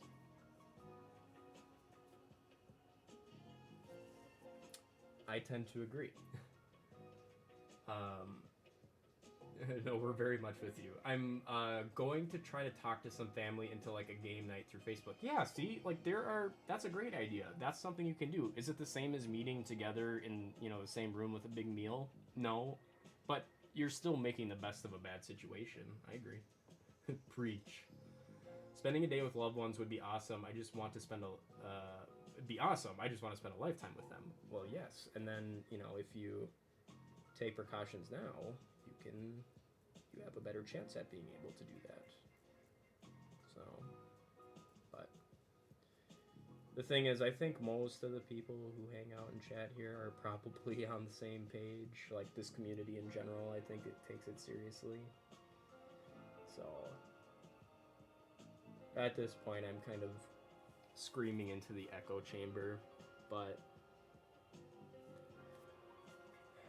there is room for different opinions and differences, but when it comes to science, there isn't, in my opinion. We have people dying. There isn't room for your feelings. And so I've had to be harsh with some people on my thoughts. And you know what was really funny was when I was in jury duty. We spent a lot of time waiting, and we were told that that is not typically how things are run. It's because of these COVID precautions that things were taking a bit longer, which fine, I understand. But I had to try so hard to keep my mouth shut because I knew I was going to have to sit in the deliberation room with these people after the case, and I didn't want things to be awkward, but they were saying there were so many misinformed things being said. Thankfully, at one point, I had an easy way to say something without shaking things up too much, but one guy who's there, his wife works in the ER, which happens to be the ER that is connected to the hospital system that I work for. He was talking about that a little bit, and he said, yeah, she says they've been really busy, and so I took that opportunity to say, yeah, last time I checked, we have one ICU bed left. And then they said, oh, Matt, we never asked you, what do you do? And that was my opportunity to say, well, I'm trained as a nurse, but I work in healthcare IT. And you know what? No one made a peep about COVID for the rest of the time. And that, to me, almost kind of verifies that they know they're speaking from a place of ignorance, because they aren't willing to then speak up in front of me, because they probably know I'm armed with info and I'm just gonna dunk them. You know?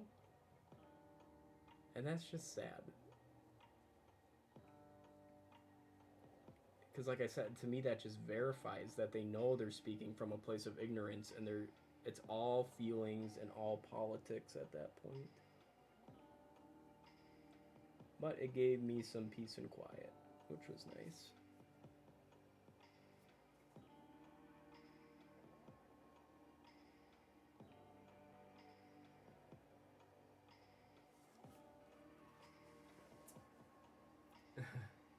Gee, I can't imagine why your area is struggling in his hotspots. 100% they don't dare speak the false information they have. Yeah, absolutely. We're just not equipped to think about exponential growth and a 3 to 4 week lead in time between infections and people passing. Everything seems under control until it isn't. Yeah, I mean, and that's the thing that's really dangerous about this whole thing too, is that, you know, people say it's just like the flu. Well, let me tell you, number one, that's not a true statement. But number two, saying something is just like the flu is not like a resounding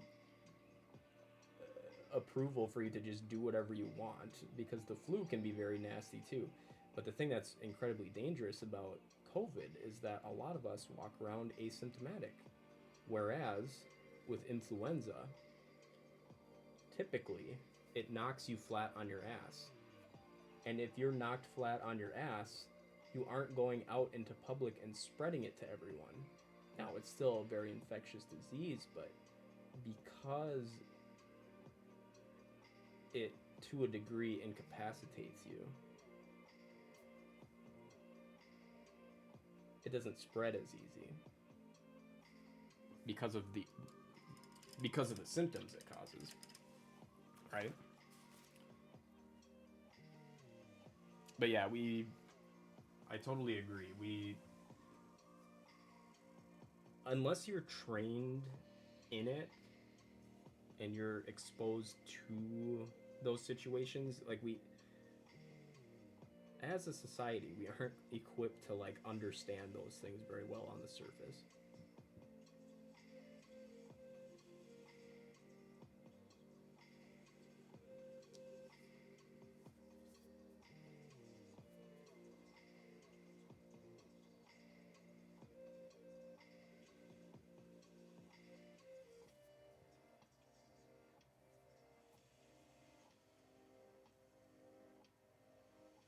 And it was a little bit I saw this one thing, it was a TED talk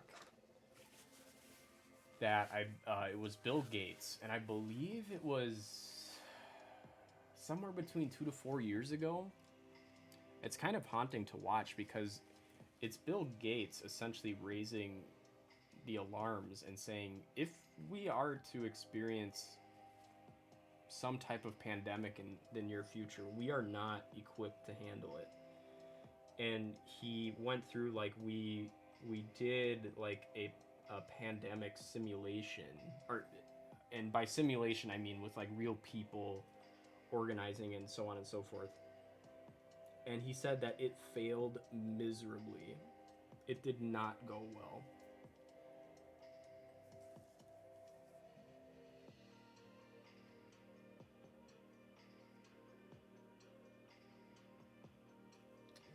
It's not like there weren't people out there raising the alarms already, saying we aren't prepared. And we weren't. I mean, the mask situation at the beginning of the pandemic is just enough to tell you we were not ready for something like this. Not many places were.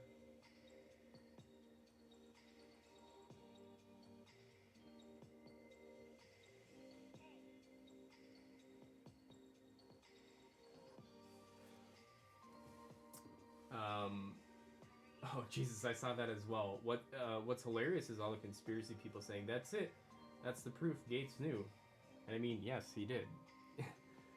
Yeah, Gates knew that we weren't prepared. Like that's what it comes down to. It's like yep, he didn't, and that's the thing too. It's like he didn't know about COVID specifically, but he knew that there would eventually be some type of pathogen out there that we would not be prepared for. Enter COVID. We were not ready.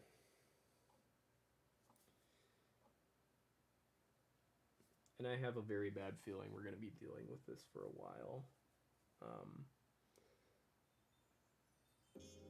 I am currently of the opinion that this is going to get worse before it gets better.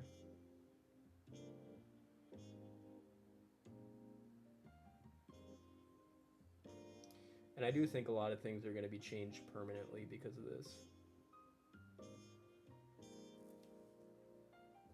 To what degree, I'm not sure, but...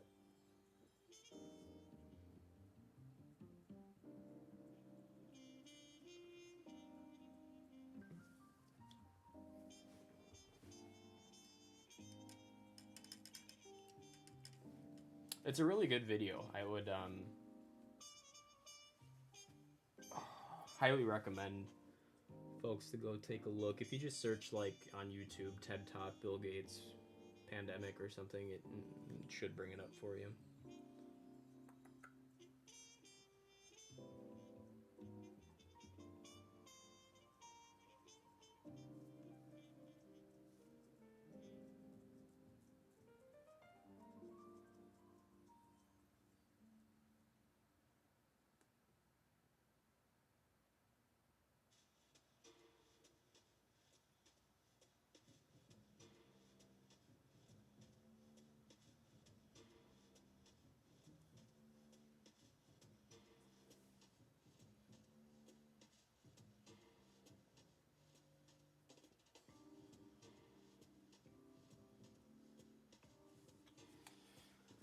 It's funny, leading up to all this stuff, I was actually, when I was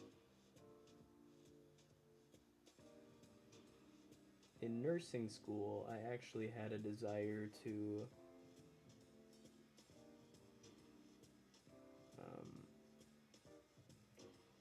get a doctorate in epidemiology. And to be honest, it's not out of the question to still do. I mean, we'll see how life progresses. I have no idea what my plans are at this point. I'm kind of just riding the wave of life at this point.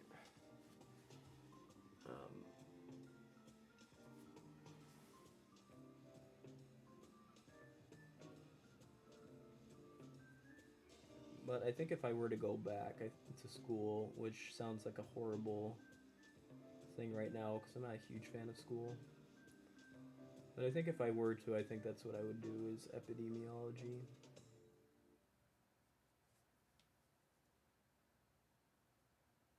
YouTube Music has upgraded playlists. Get song suggestions that match your playlist vibe and collaborate with other tastemakers. Explore YouTube Music today. We are. Oh, there it is. Thank you, Justin. Are vaccinations going to be free when they come out, or is that going to be an insurance program thing? Oh boy, I have no idea. You would think they would be, because they received government money to find a vaccine. But I'm not confident that that's what's going to happen. I think they're going to try getting money from it. So we'll see. Out of interest, what made you shift emphasis from nursing practice to IT, if you don't mind me asking? Yeah. So when I first went to school, to college, I should say, clarify. When I first got into college, my major was actually computer science. That did not last long.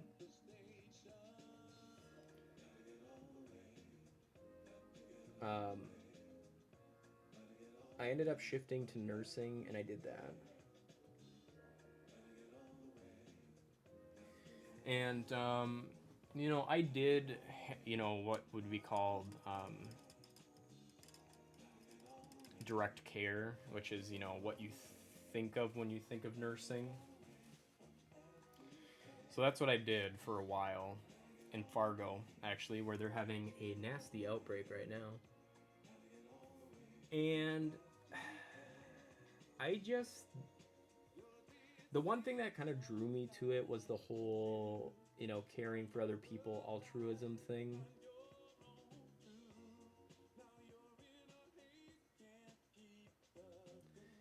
And while, you know, the one thing you find out about direct care nursing is that the highs are very high and the lows are very low.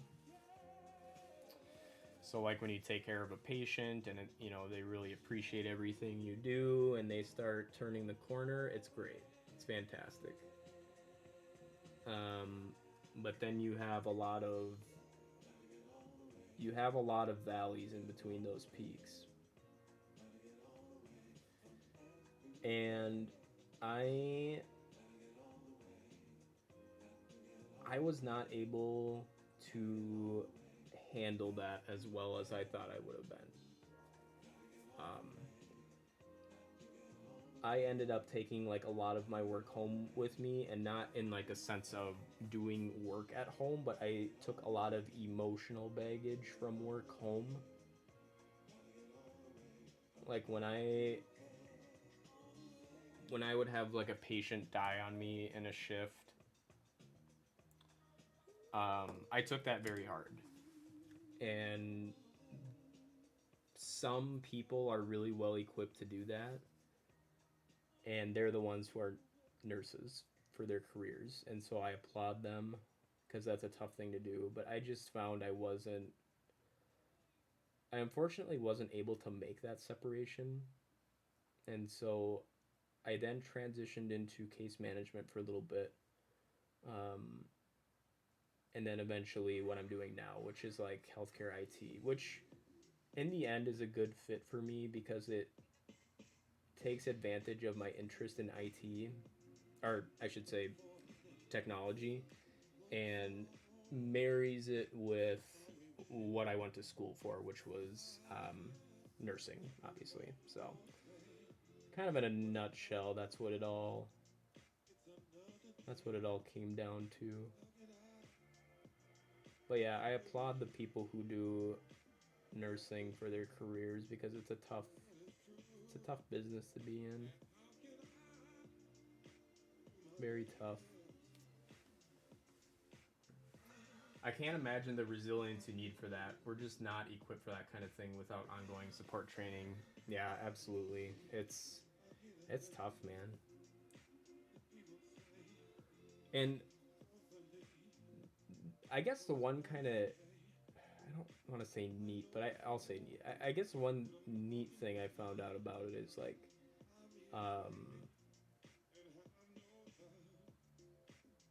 people who know me personally, um, they tend to kind of joke like I'm kind of robotic smart person. But I discovered about myself that while I was working as a direct care nurse, that I'm actually a lot more empathetic than I gave myself credit for. Which kind of explains the whole taking work home with me and not being able to separate, um, what was happening to my patients and, not trying to take it personal. And so you learn a lot about yourself doing nursing. That's for sure.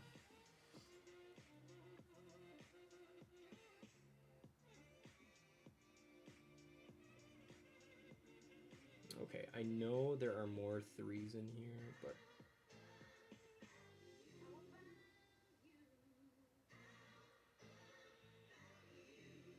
there's one.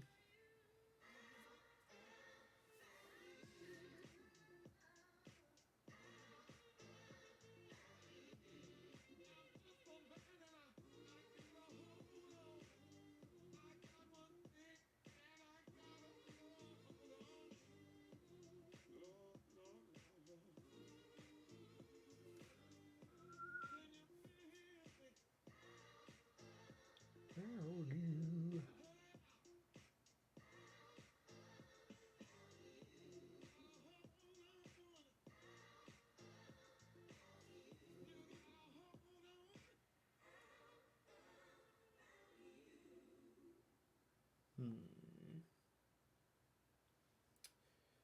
Let's see. Okay, there's a bunch of more threes over here I haven't touched yet. Do your medical practitioner colleagues have that slightly blasé gallows humor? Notice that with a couple of my junior doctor friends who say it's the best way they have to get through the day, which fascinates me. Absolutely. That is a very true statement, Justin. Yes. What's really kind of funny is, there was a lot of that when I worked as a direct care nurse. And so, what I did as a nurse when I was at the hospital is I was what was called a float pool nurse. So, my job was to kind of be a jack of all trades. And so what I would do is any units that were short staffed, I would go there and fill in. So I worked everywhere. Like I worked in respiratory, I worked in cardiac, general, rehab. I was everywhere. But yeah, some of the things we would talk about or like be humorous about on breaks would make people sick.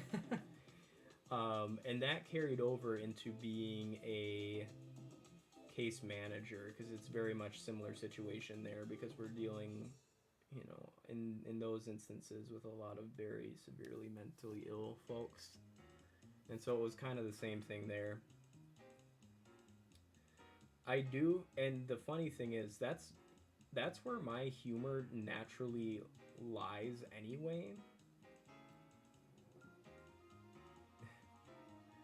And currently where I work,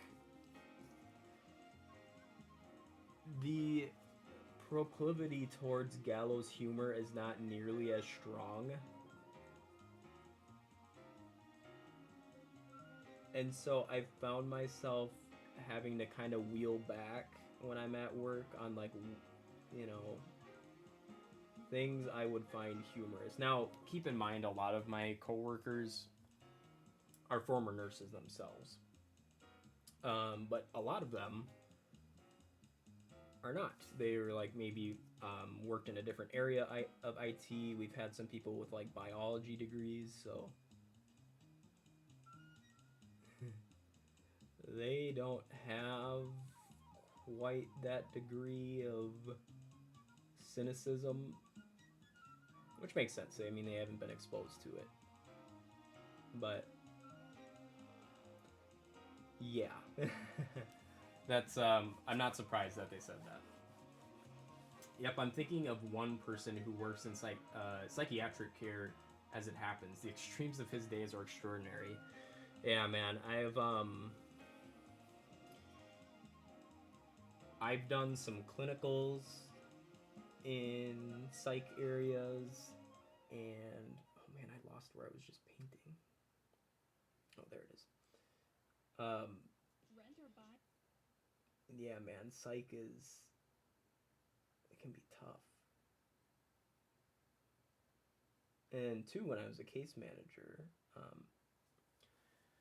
when I started my job as a case manager, my original role, which I actually loved, was implementing, or I should say, administering this program that the state of Minnesota ran, where we attempted to keep people who were at a nursing home level of care in their homes, which is good for everyone because it makes them happier that they don't have to leave their home and they can keep being cared for in their home.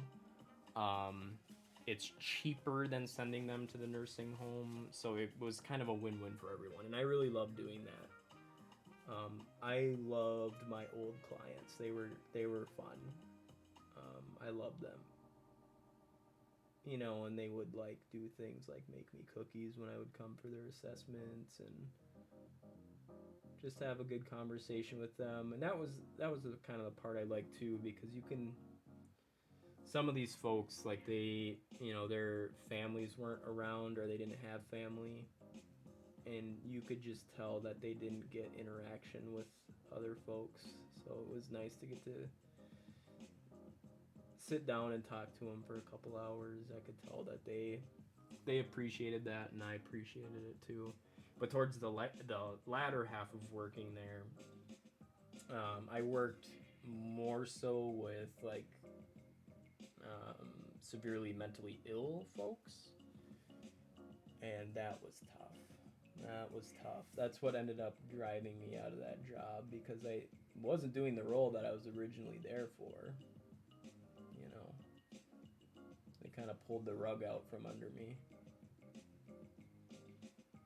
and I wasn't a fan of that, so I left.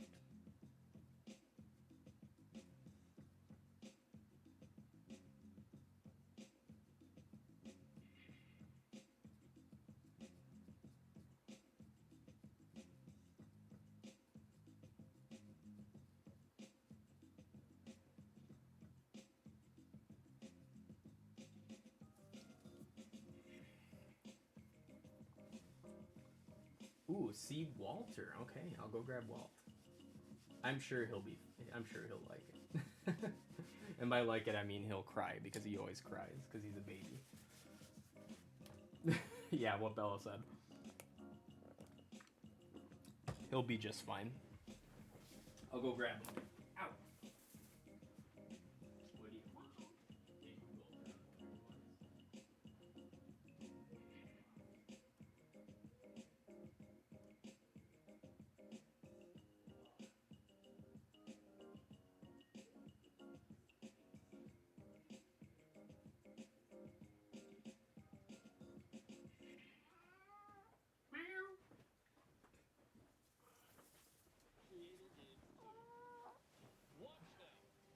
Here's our fluffy boy.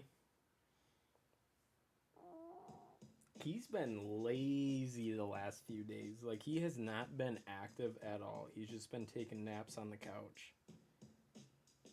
Why are you so sleepy? Have you been busy? You need to recover? Hmm?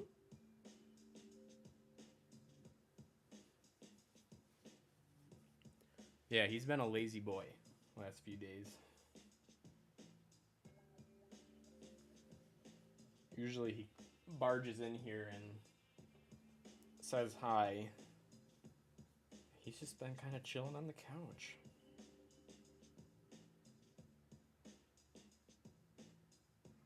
What do you think of my painting? Hmm? What do you think? Your breath stinks. Something fierce, my man. You want to take a nap? Here, take a nap. Take a nap. Sometimes he likes to take a nap on the futon while I'm in here. See if he stays.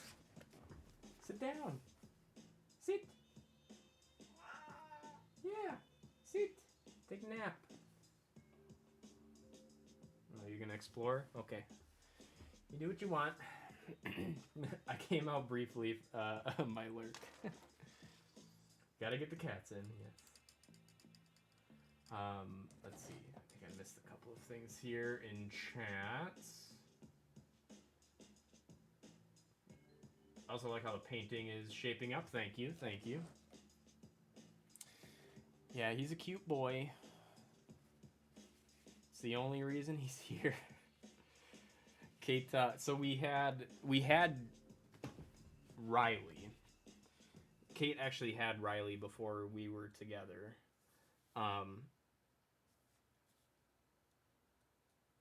But while we were living at our apartment that we were at before we moved here, Kate and I both worked at PetSmart, and that's actually where we met each other. And Sarah, that's where we met Sarah and Drew as well. Well, Drew didn't work there, but Sarah did. And that's by the transitive, that's how we met Drew.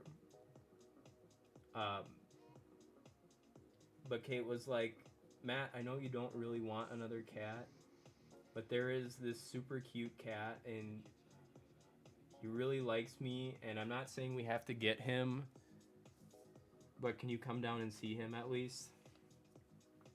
And that was my tactical error. Because if I really didn't want him, I should not have gone down there. And so I met him, and he was super friendly. And I was like, okay, fine. We'll get him.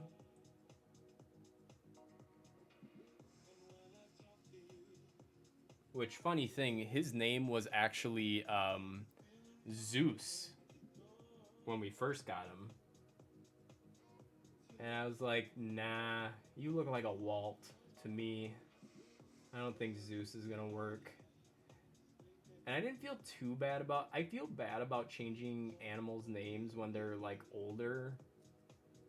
I'd be more inclined to keep their name. But Walt was only, like, 1 or 2 at the time. And I was like, yeah, I'm okay with changing it.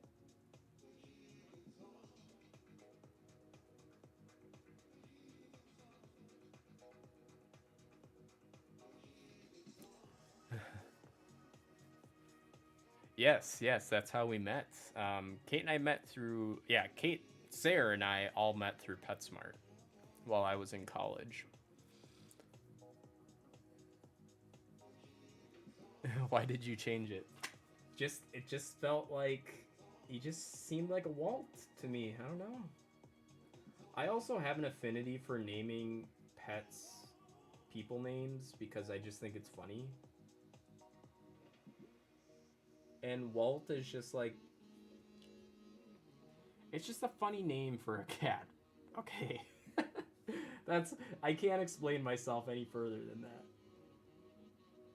And actually, Riley, that was not his original name either. Riley's original name was William, after Prince William. When Kate adopted him, because he was William and he had a sister named William. Is it Kate? I don't know. I think that was his sister's name. Millie's original name was Peony. Is that how you say that? Peony? Peony. I feel like that's how you say it. Yeah, I like the name you gave it better. You think you're gonna, do you think you're more like Walt or Riley in terms of personality? I am absolutely more of a Riley, by far. Riley is,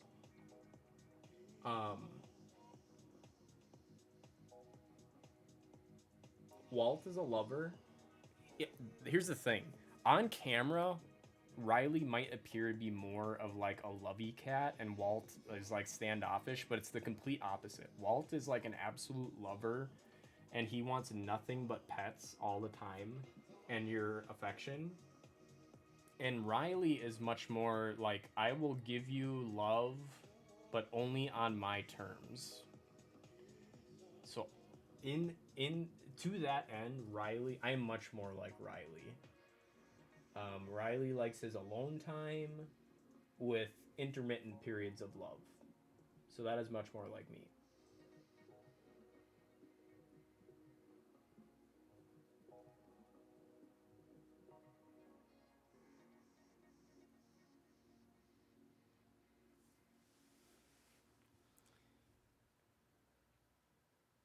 Oh, I said it right the first time. It's a flower, if I remember correctly. Walt is a Hufflepuff, Riley is a Slytherin. I think that that is accurate, yes. Walt, I will say for sure Walt is a Hufflepuff, without a doubt. I've never been more sure of anything in my life.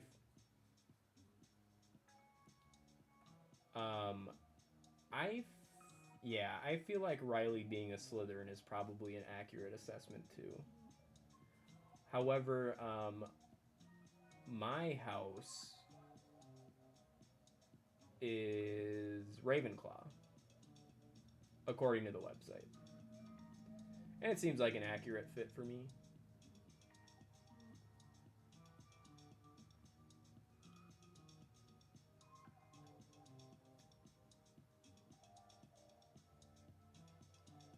I don't think I have enough bravado to be a Gryffindor. What is everyone else's house? I feel like I know some of yours, because I feel like we talked about it one time in the Discord or on another stream maybe.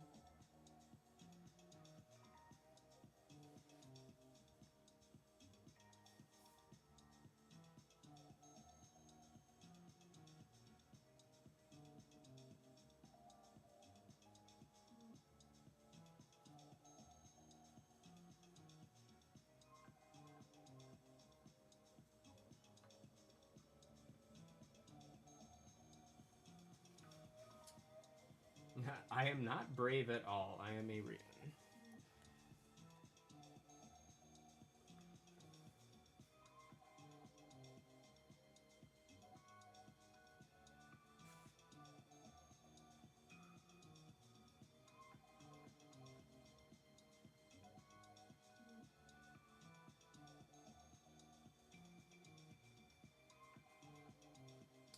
Yeah, I feel like that's an accurate fit for you.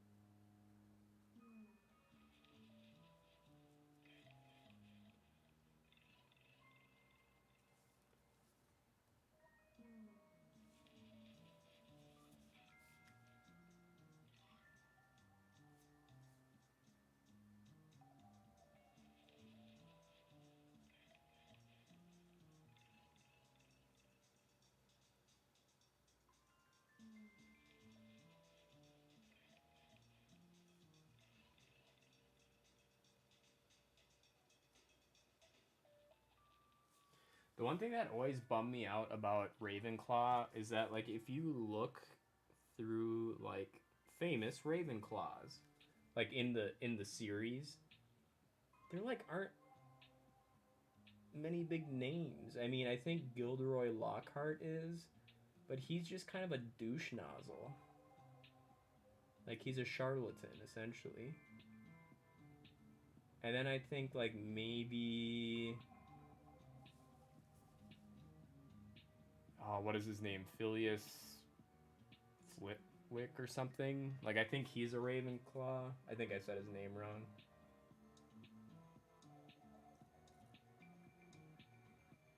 And then, is Luna Lovegood a Ravenclaw? If she is, I mean, that's a good one, but...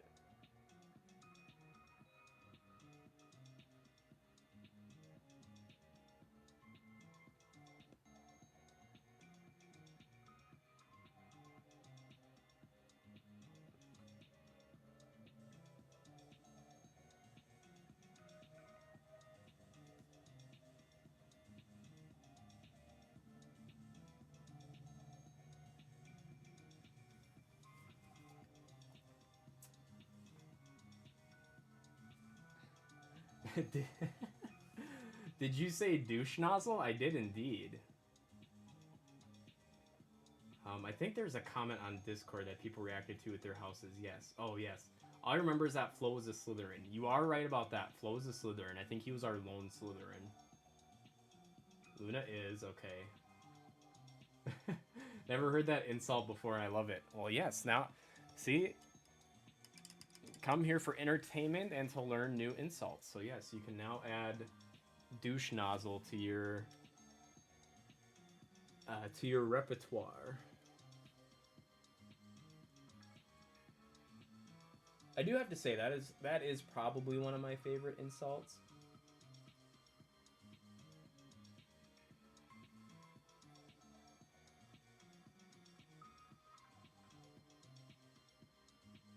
It just feels a little bit better developed than the classic douchebag.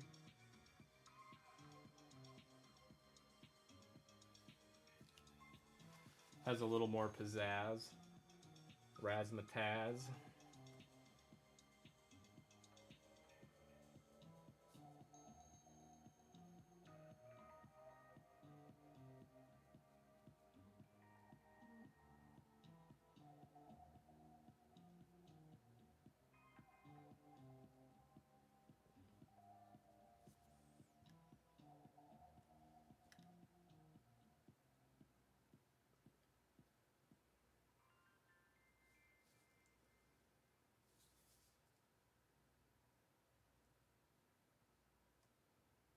Movie night starts in 3, 2, 1. Rent or buy the latest hit Movie movies night. on YouTube. Watch the We haven't biggest had a movie night in a while. family favorites, laugh out loud Probably do comedies, that. and more. Watch on the YouTube Movie app. nights are always fun. You can even stream select titles for free with ads. Your favorite place for videos. Oh, there's is Walt. your new home for Hold on. movies. Find your next movie. Come over here. Come sit. Come sit. Come sit while I work.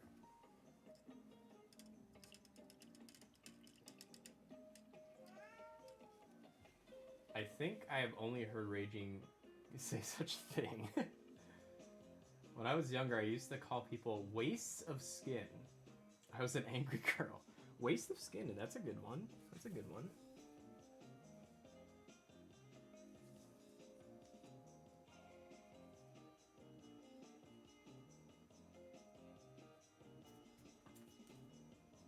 What are you doing? Are you playing with the plant? Don't do that. Please. Behave. People are watching. I don't want them to think I'm a bad dad.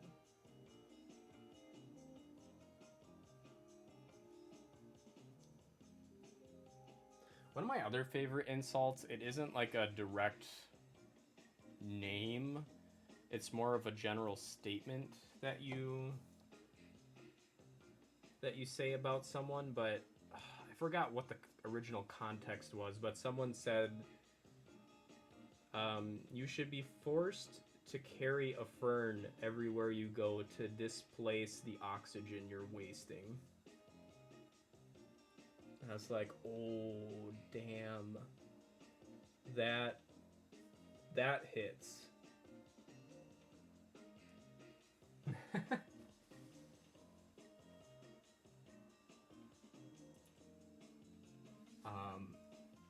Oh, I missed a couple of things. Do people like The Grinch? Because I would watch that for movie night.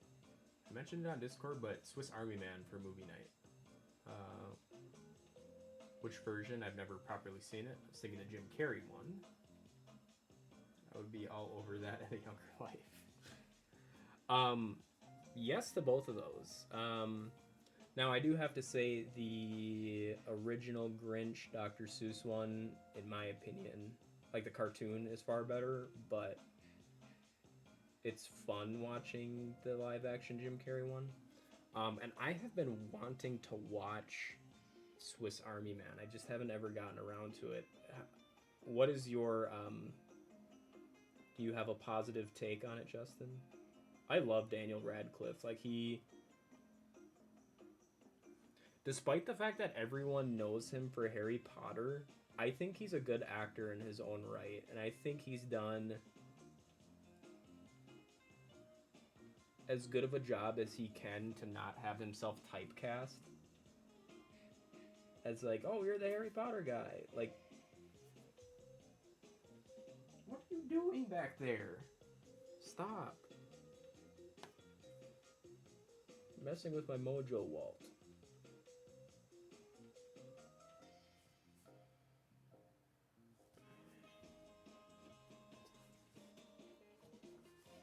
Cartoons are class, I'm sure, yeah.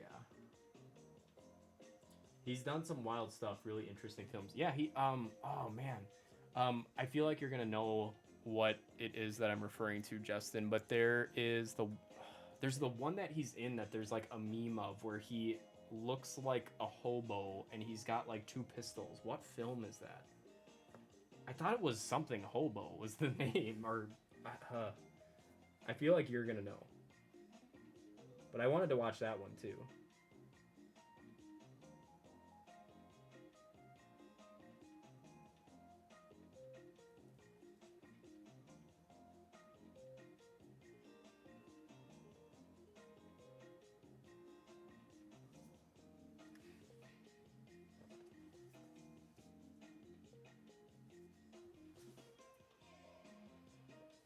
He was on Broadway too. Yes, he was. When he was still in Harry Potter, he did a play in the UK called Equus? Is that how you say that? Guns Akimbo. Yes, yes. Thank you. That's another one I've wanted to see. Still looked fascinating. I haven't watched too many like Grindhouse style films. But an interesting one is Hobo with a Shotgun. I watched that a couple years ago. Like I said, I don't typically watch Grindhouse style films, but it was a trip. I do personally love, I don't know if this is considered Grindhouse, but like Lloyd Kaufman films, so like trauma stuff. So the Toxic Avenger I have seen, which I really enjoy. It's just kind of like a schlocky movie, and that's what he's known for, is doing just... To me, he is a master at good, bad films. Like super low budget, but funny and interesting.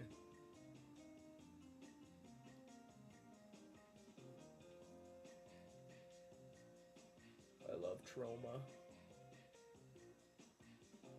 I'd really love to get one of the Toxic Avengers action figures and throw that on my desk.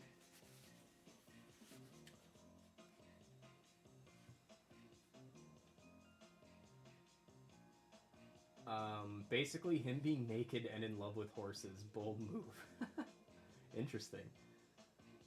To be clear, his character in Swiss Army Man is a motionless corpse in a love story with Paul Dano. Yes, I did know like the basic concept of it, and it sounds really interesting. Very hard to make that the takeaway. What did Rupert Grint get up to after Harry Potter? Swiss Army Man, what an odd movie, but it was actually really good. Oh, you've seen it, Drew. Interesting. I would not have expected you to see that movie. Doesn't really seem like your alley. Rupert Grint, though, I don't know if this is still true, but I heard that after Harry Potter, it's like the most wholesome thing ever. He bought an ice cream truck and just drives around giving free ice cream to kids. Like, that to me is a man who's doing good with his fortunes. Like, does it get any better than that? Just living the dream, handing out ice cream, enjoying life. I feel like he hasn't been in much acting wise, but I might be wrong.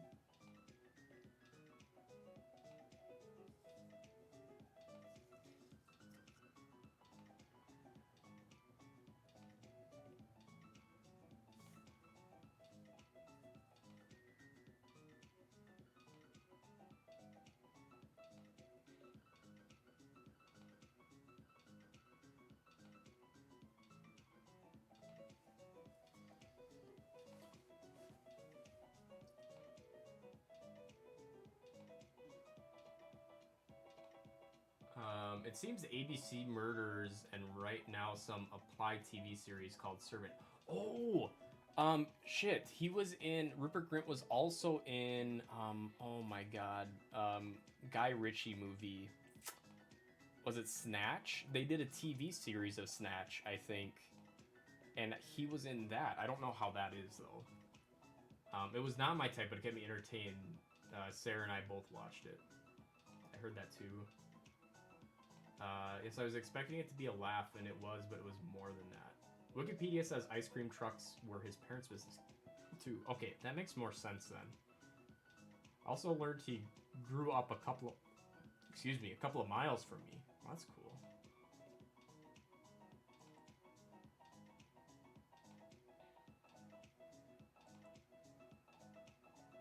But yeah, I think Rupert Grint was in the television series Snatch. Which, I am, another confession, I am a huge Guy Ritchie fan. Like, I love Snatch, Lock, Stock, and Two Smoking Barrels.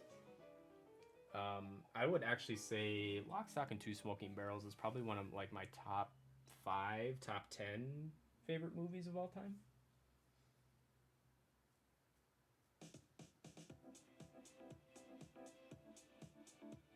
And Brad Pitt playing a pikey is just amazing.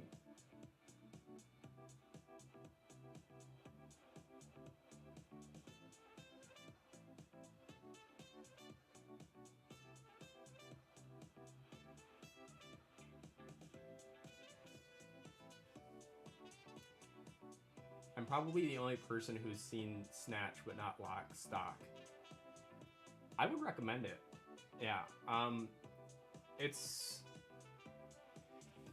to me. How would I explain it?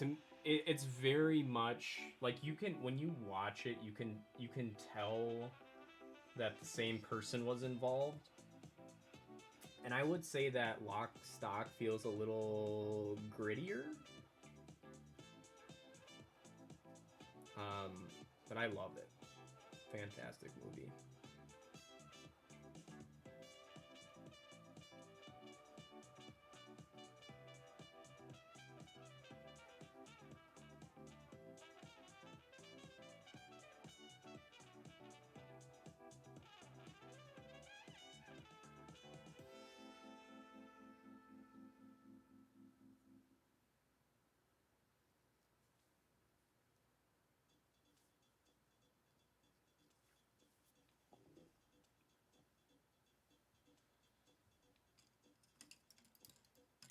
I'm actually starting to think this might take me longer than 10 hours.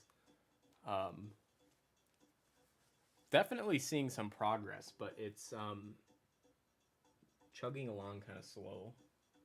But that's okay. I'm not really focused on doing this fast. I'm more here to enjoy the process.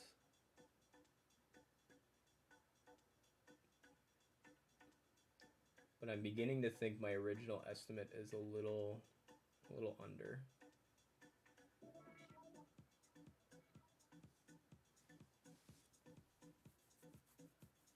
Did you ever see Essex Boys in that genre? I have not. I am going to have to write that down though. Essex Boys. Is that a show or a film? I'm excited for the tongue to be painted. It will look neat, I imagine. Yeah, yeah, that is gonna look kind of cool. So the tongue is here. You probably can't quite make it out on camera, but there's a lot of different colors that make up the tongue. So that'll be a challenge, I think.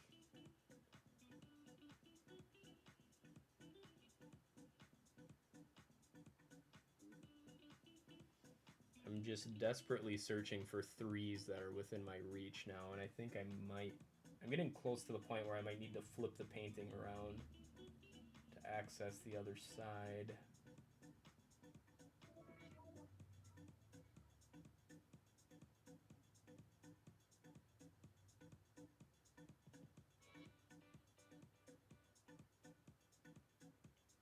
Let's see. Are there any others hiding over here?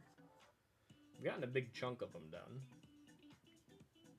Okay, well, we'll reach and do this one. And I think I'm going to turn the painting around.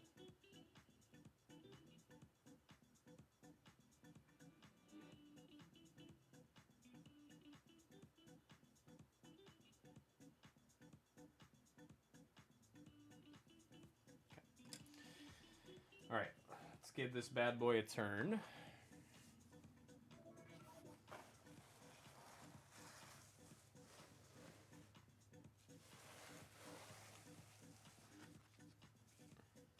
Okay, so just for reference, we are now, you might be able to tell because the picture is starting to take more shape, but you're now viewing it kind of upside down.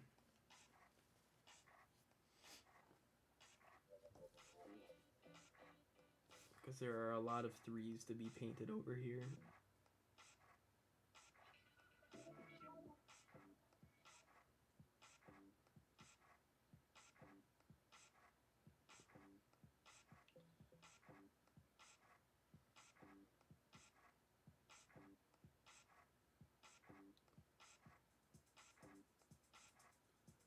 Does anyone know if any of our friends are online? I'm not done quite yet for the day. I think I'm gonna probably go for about another 20 minutes or so, but always got to think about the raid.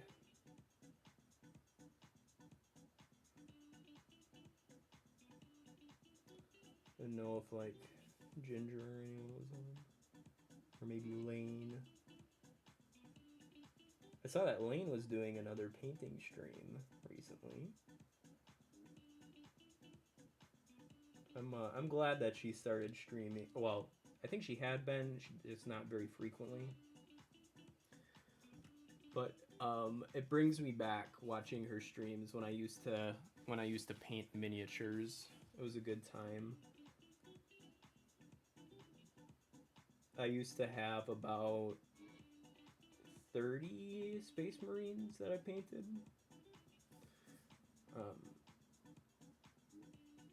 I ended up giving them away to a friend who actually plays Warhammer, and so I kind of thought, well, they'll be in better hands, you know, because he'll actually put them to some use instead of just collecting dust on my shelf. He was happy to take them. Because Warhammer minis are not cheap. Ginger's around? Oh, Ginger is, okay. Hey. She's insanely... Yes. And Lane made all of your emotes, right, Justin? I think she... I have to imagine she did because they all look like they're the same style, and I know she made your first one. But I think you made a good choice by going with Lane for those.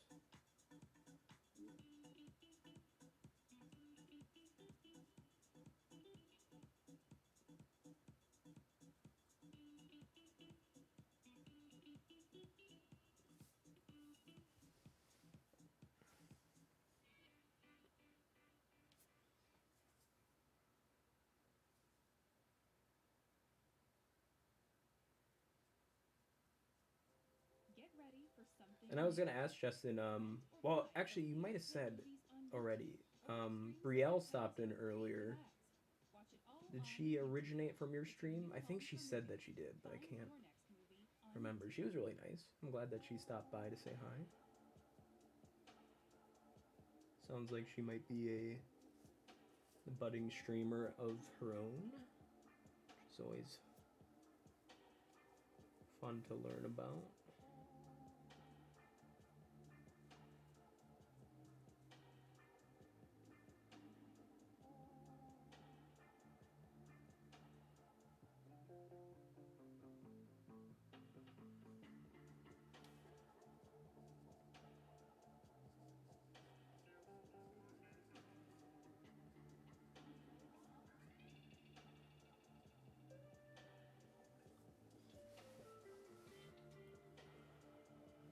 I was in a COVID line, so I could watch.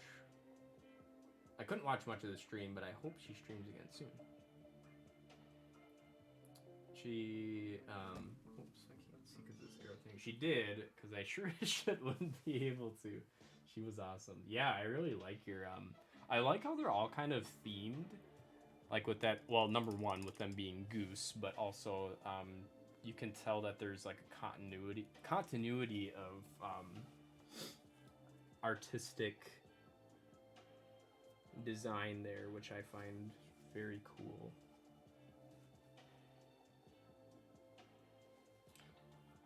The one, so working on this painting makes me have a better understanding of how insane it is that there are people, I don't know if you guys have heard about this before, but there are artists who are referred to as pinstripers. And essentially what they do is they paint pinstripes on cars, but they don't use any special tools for them. They, by hand, will paint straight lines across a car.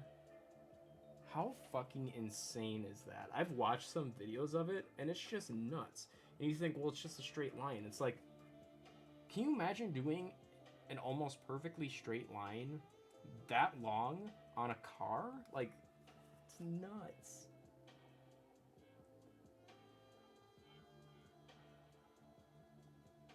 It's insane.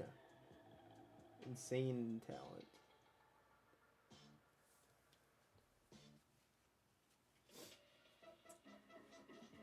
I love the Benny and Smokey emotes too. Yes, those are awesome ones. Well, that's a good one actually. She just started streaming and made affiliate recently. I found her stream as she was doing Dr. Langislav, that Crows short.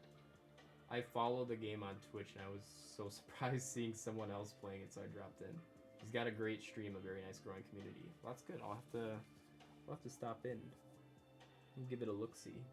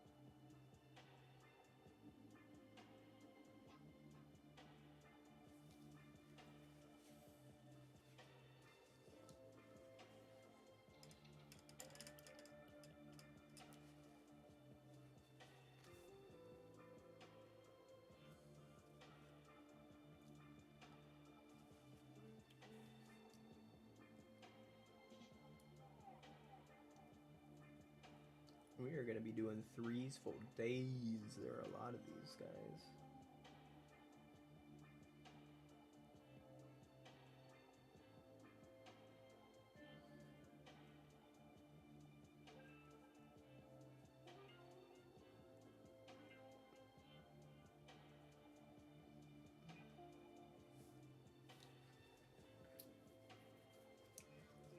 The next color is 4, which is a black, and there are really big swaths of 4 on here, so...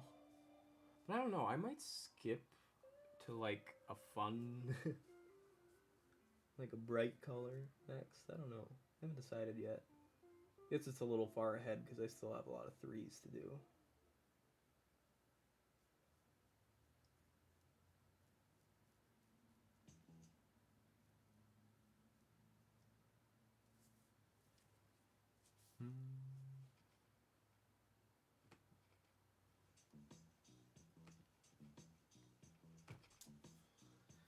What were the other painting sets of, by the way? Okay, so, I assume you're referring to the ones that I purchased. So I got 2 other ones. One of them you should be able to find easily. It's a Van Gogh. And it is like a skeleton smoking. I think that that's a really cool painting. It's not particularly colorful, so it might not be as interesting to watch, but I love the painting and it's very much a vibe that I enjoy. So, and I mentioned earlier, I'm by no means a connoisseur of art, so I don't know a lot of pieces that are out there, but that is one of my favorite paintings, so I have that one. And then I also have just like it's like a top-down shot of like a table with a mug of coffee on it with some coffee beans, because I think that one will look nice in our kitchen. So I'm gonna paint that too. Not sure which one I'm gonna do next, but I watched Musert do a giraffe. That's the only other one I've seen. Oh, he did a paint by numbers. Very on brand. I love it. Yeah, it felt like a perfect one to have for stream. Very on brand indeed.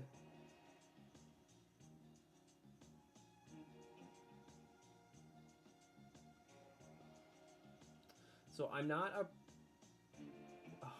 And now that I'm saying this, I'm curious if one of you showed me this. It might have been Justin, but I was going to ask, for the Doctor Who fans out there, there's one particular scene that I saw a highlight of where it appears that Doctor Who brings Van Gogh, never know what the correct pronunciation is, back, or not back in time, into the future, into a gallery that has all of his stuff, and he's there, and he doesn't tell anyone that Van Gogh is there.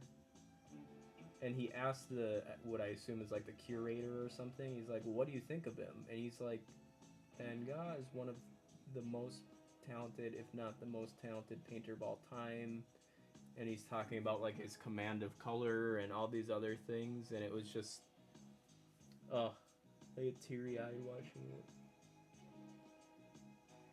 I feel like that's kind of a common thing that like authors, artists, they don't really get a lot of recognition for their work in their lifetime. Another similar instance is H.P. Lovecraft. Pretty much received no recognition for his work while he was alive. That all came after his passing.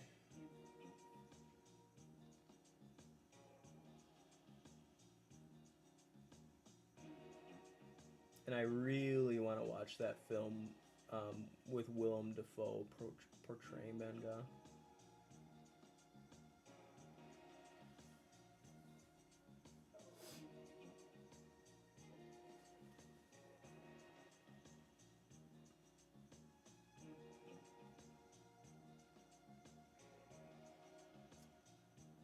Yeah, he did an art stream yesterday evening, I want to say. Oh my god, the Van Gogh scene makes me cry every time. I remember talking about this.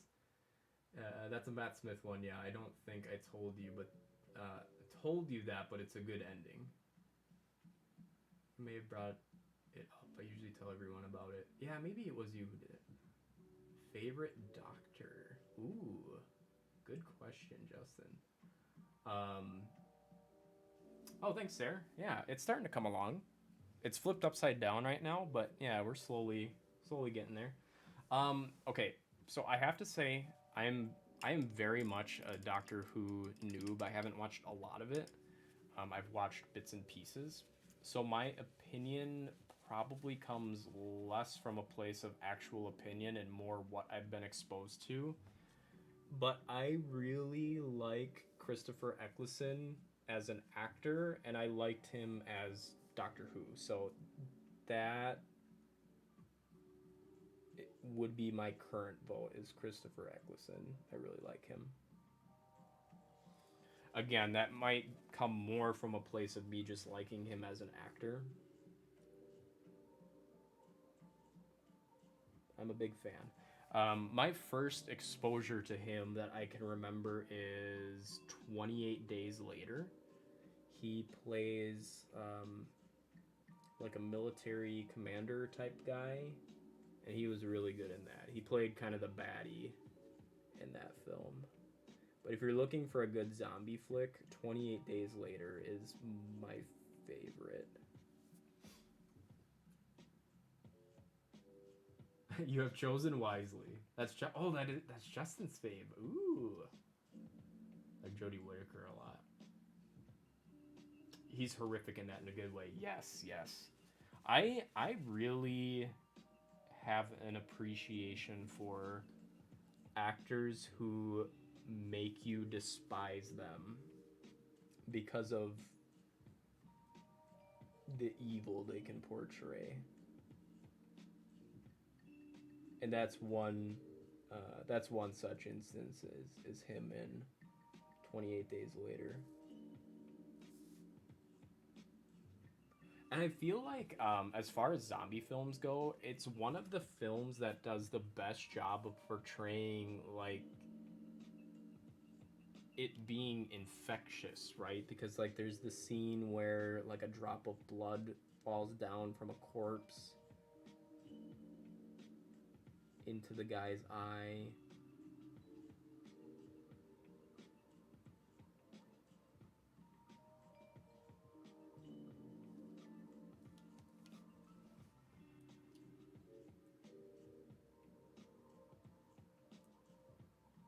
He did a TV drama in the early 90s called The Second Coming, where he played a carpenter in modern-day Manchester who is literally Jesus. that is a bizarre concept, but I like it. I think Peter Capaldi and Jodie Whittaker are great actors and would be brilliant actors, but they haven't been given great writing. Yeah, Sayer, we were talking about favorite Doctor Who actor.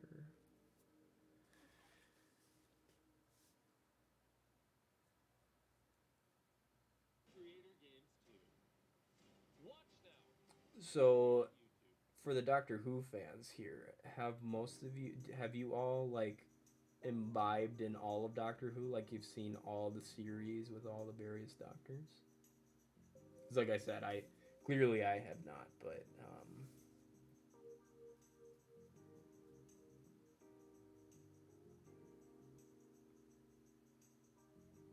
kind of curious what your level of exposure is.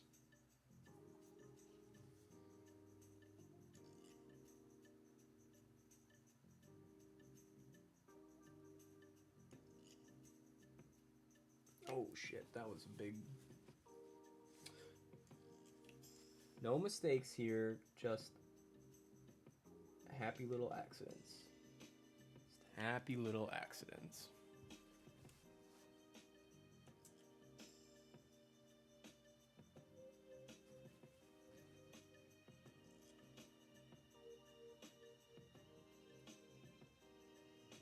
I agree with the Capaldi part about writing. I imagine Jodie has the same struggles. Only new stuff starting with Eccleston. Okay. Is it Eccleston? Am I saying his name wrong? Probably am. I'm curious now. I gotta look it up.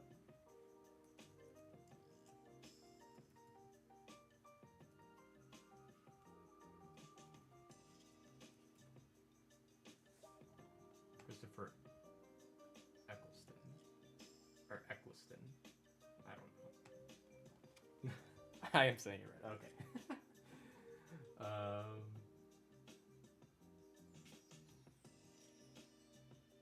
I went down a Doctor Who rabbit hole in college. I watched the old DVDs of the black and white first Doctor. It was interesting, and I was still entertained personally. I will say favorite is actually Paul McGann, who did one TV movie in the early 90s, which was mediocre, but he does and still does radio versions of Doctor Who, which are incredibly creative, as they don't have to worry about visual production values. Paul McGann is very empathetic, quietly spoken Doctor. I also send the second through... I've also, I assume, seen the second through fifth. Saying it right. Okay. Yeah. There's a lot of content out there. I like... It's kind of fun. I think there's some podcasts out there, but it's kind of fun that some folks are still kind of keeping alive the radio play genre. Keeping that alive through their own little productions. I think it's kind of a neat genre. of a bygone era. Oh, hey, Walt. Walt's sitting on the futon finally. He broke down, decided to sit here.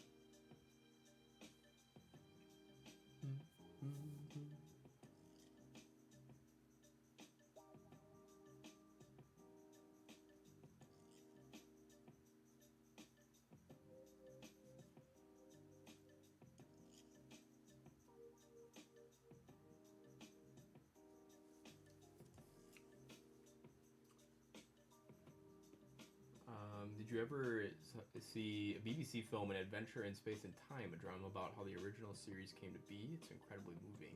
William Hartnell, played by David Bradley. BBC Radio is excellent and should be free to you guys online in its entirety, by the way.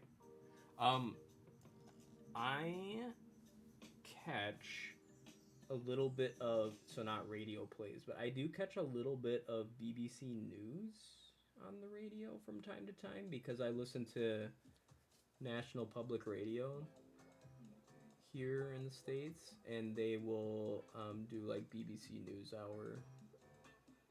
So to that end, I do catch a little bit of BBC, but not radio plays. I used to listen to obviously kind of the famous one over here is A Prairie Home Companion.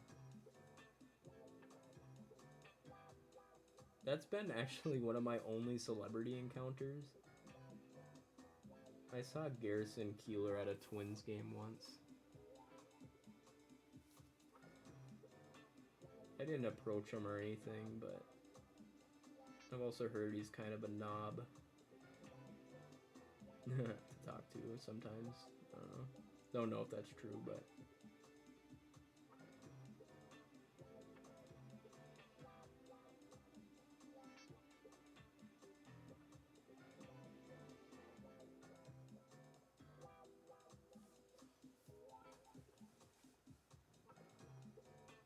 I haven't seen that, but I would love to. Scrolling through Wiki now, I love anything behind the scenes. Is that BBC World News or BBC News? BBC World News is much better. World News, I believe, is what it is, Justin.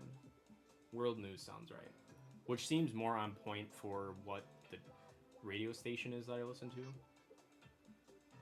I've been listening to murder podcasts aggressively, but I should try BBC Radio. I imagine it's less morbid. You listen to Garrison Keillor through your teen years. Oh, a bachelor party, we saw Garrett Bradbury. Yeah, that's true. That was at Surly, wasn't it, Drew? That is a... I love Surly.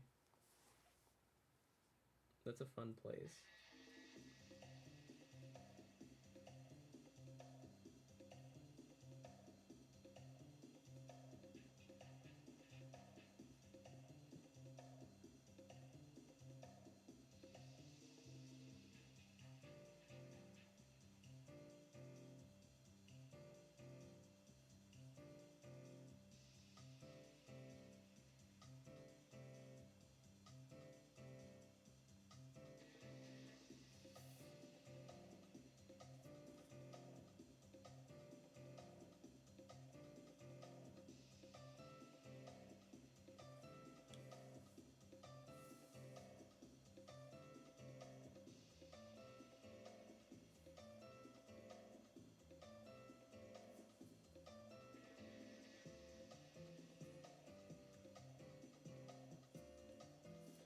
Garrison Keillor has a very interesting voice.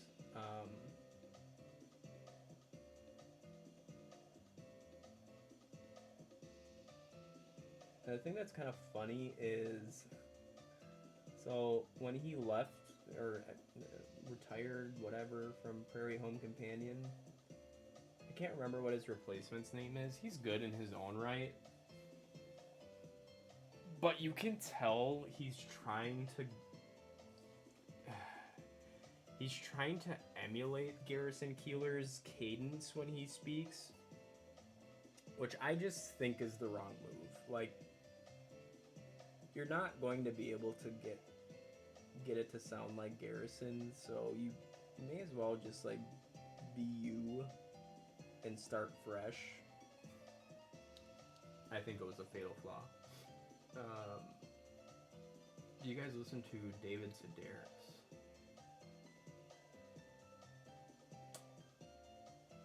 Maybe. Where is he? Like, what does he do? Sometimes I'm bad with names, but if I get context, I might remember.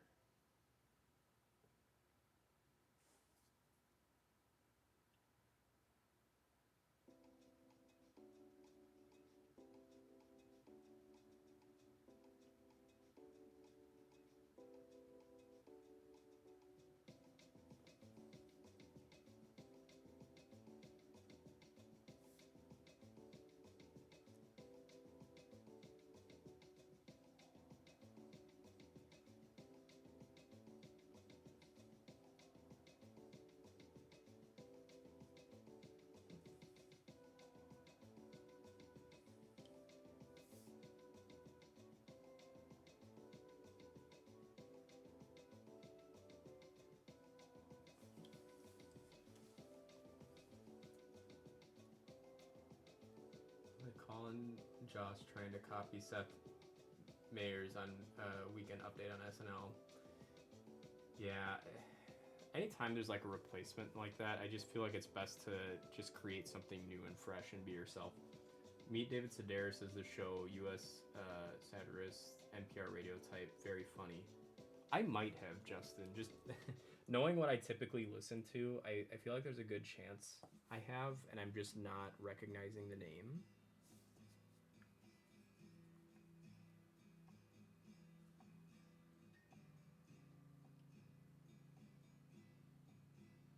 Oh, I just had a 3. I can't remember where it was.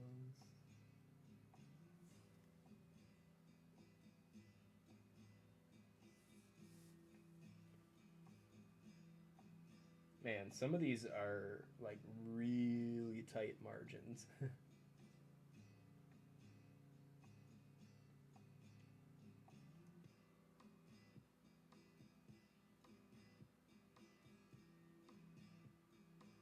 There's one.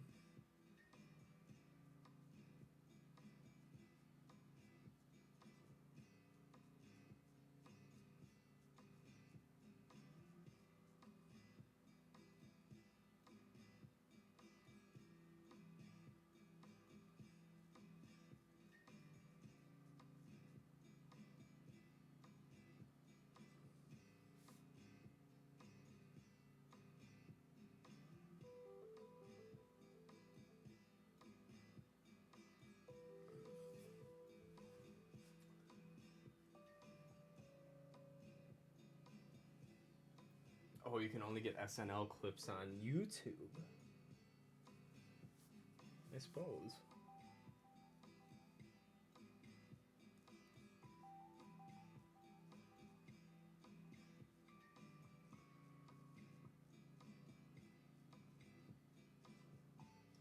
I don't really keep up with SNL. I never really have, but I was a fan of their more, I guess you consider them classic sketches. Like, I loved, one of my friends growing up had an SNL highlight reel tape from Chris Farley's sketches, and I loved those. Those are so good. It is a shame that we lost Chris Farley as early as we did.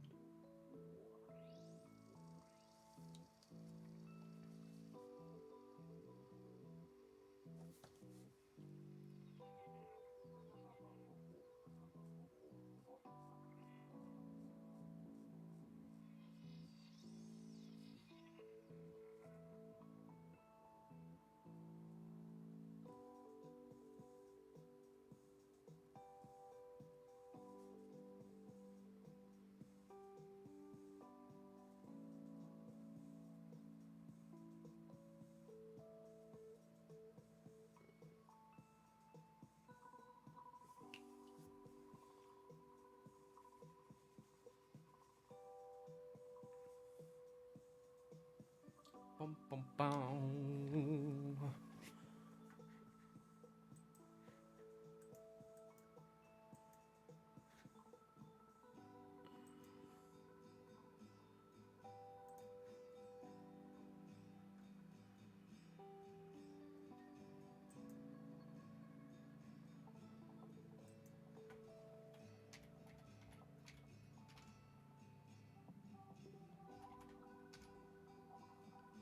Okay, folks. I think that is where I'm going to cut it for this evening. So if you stopped by, thank you so much. I appreciate it. I will be releasing my new schedule on the Discord probably this evening for next week, and that is what my schedule should be going forward. So yeah, hop on over to the Discord and hang out with us there.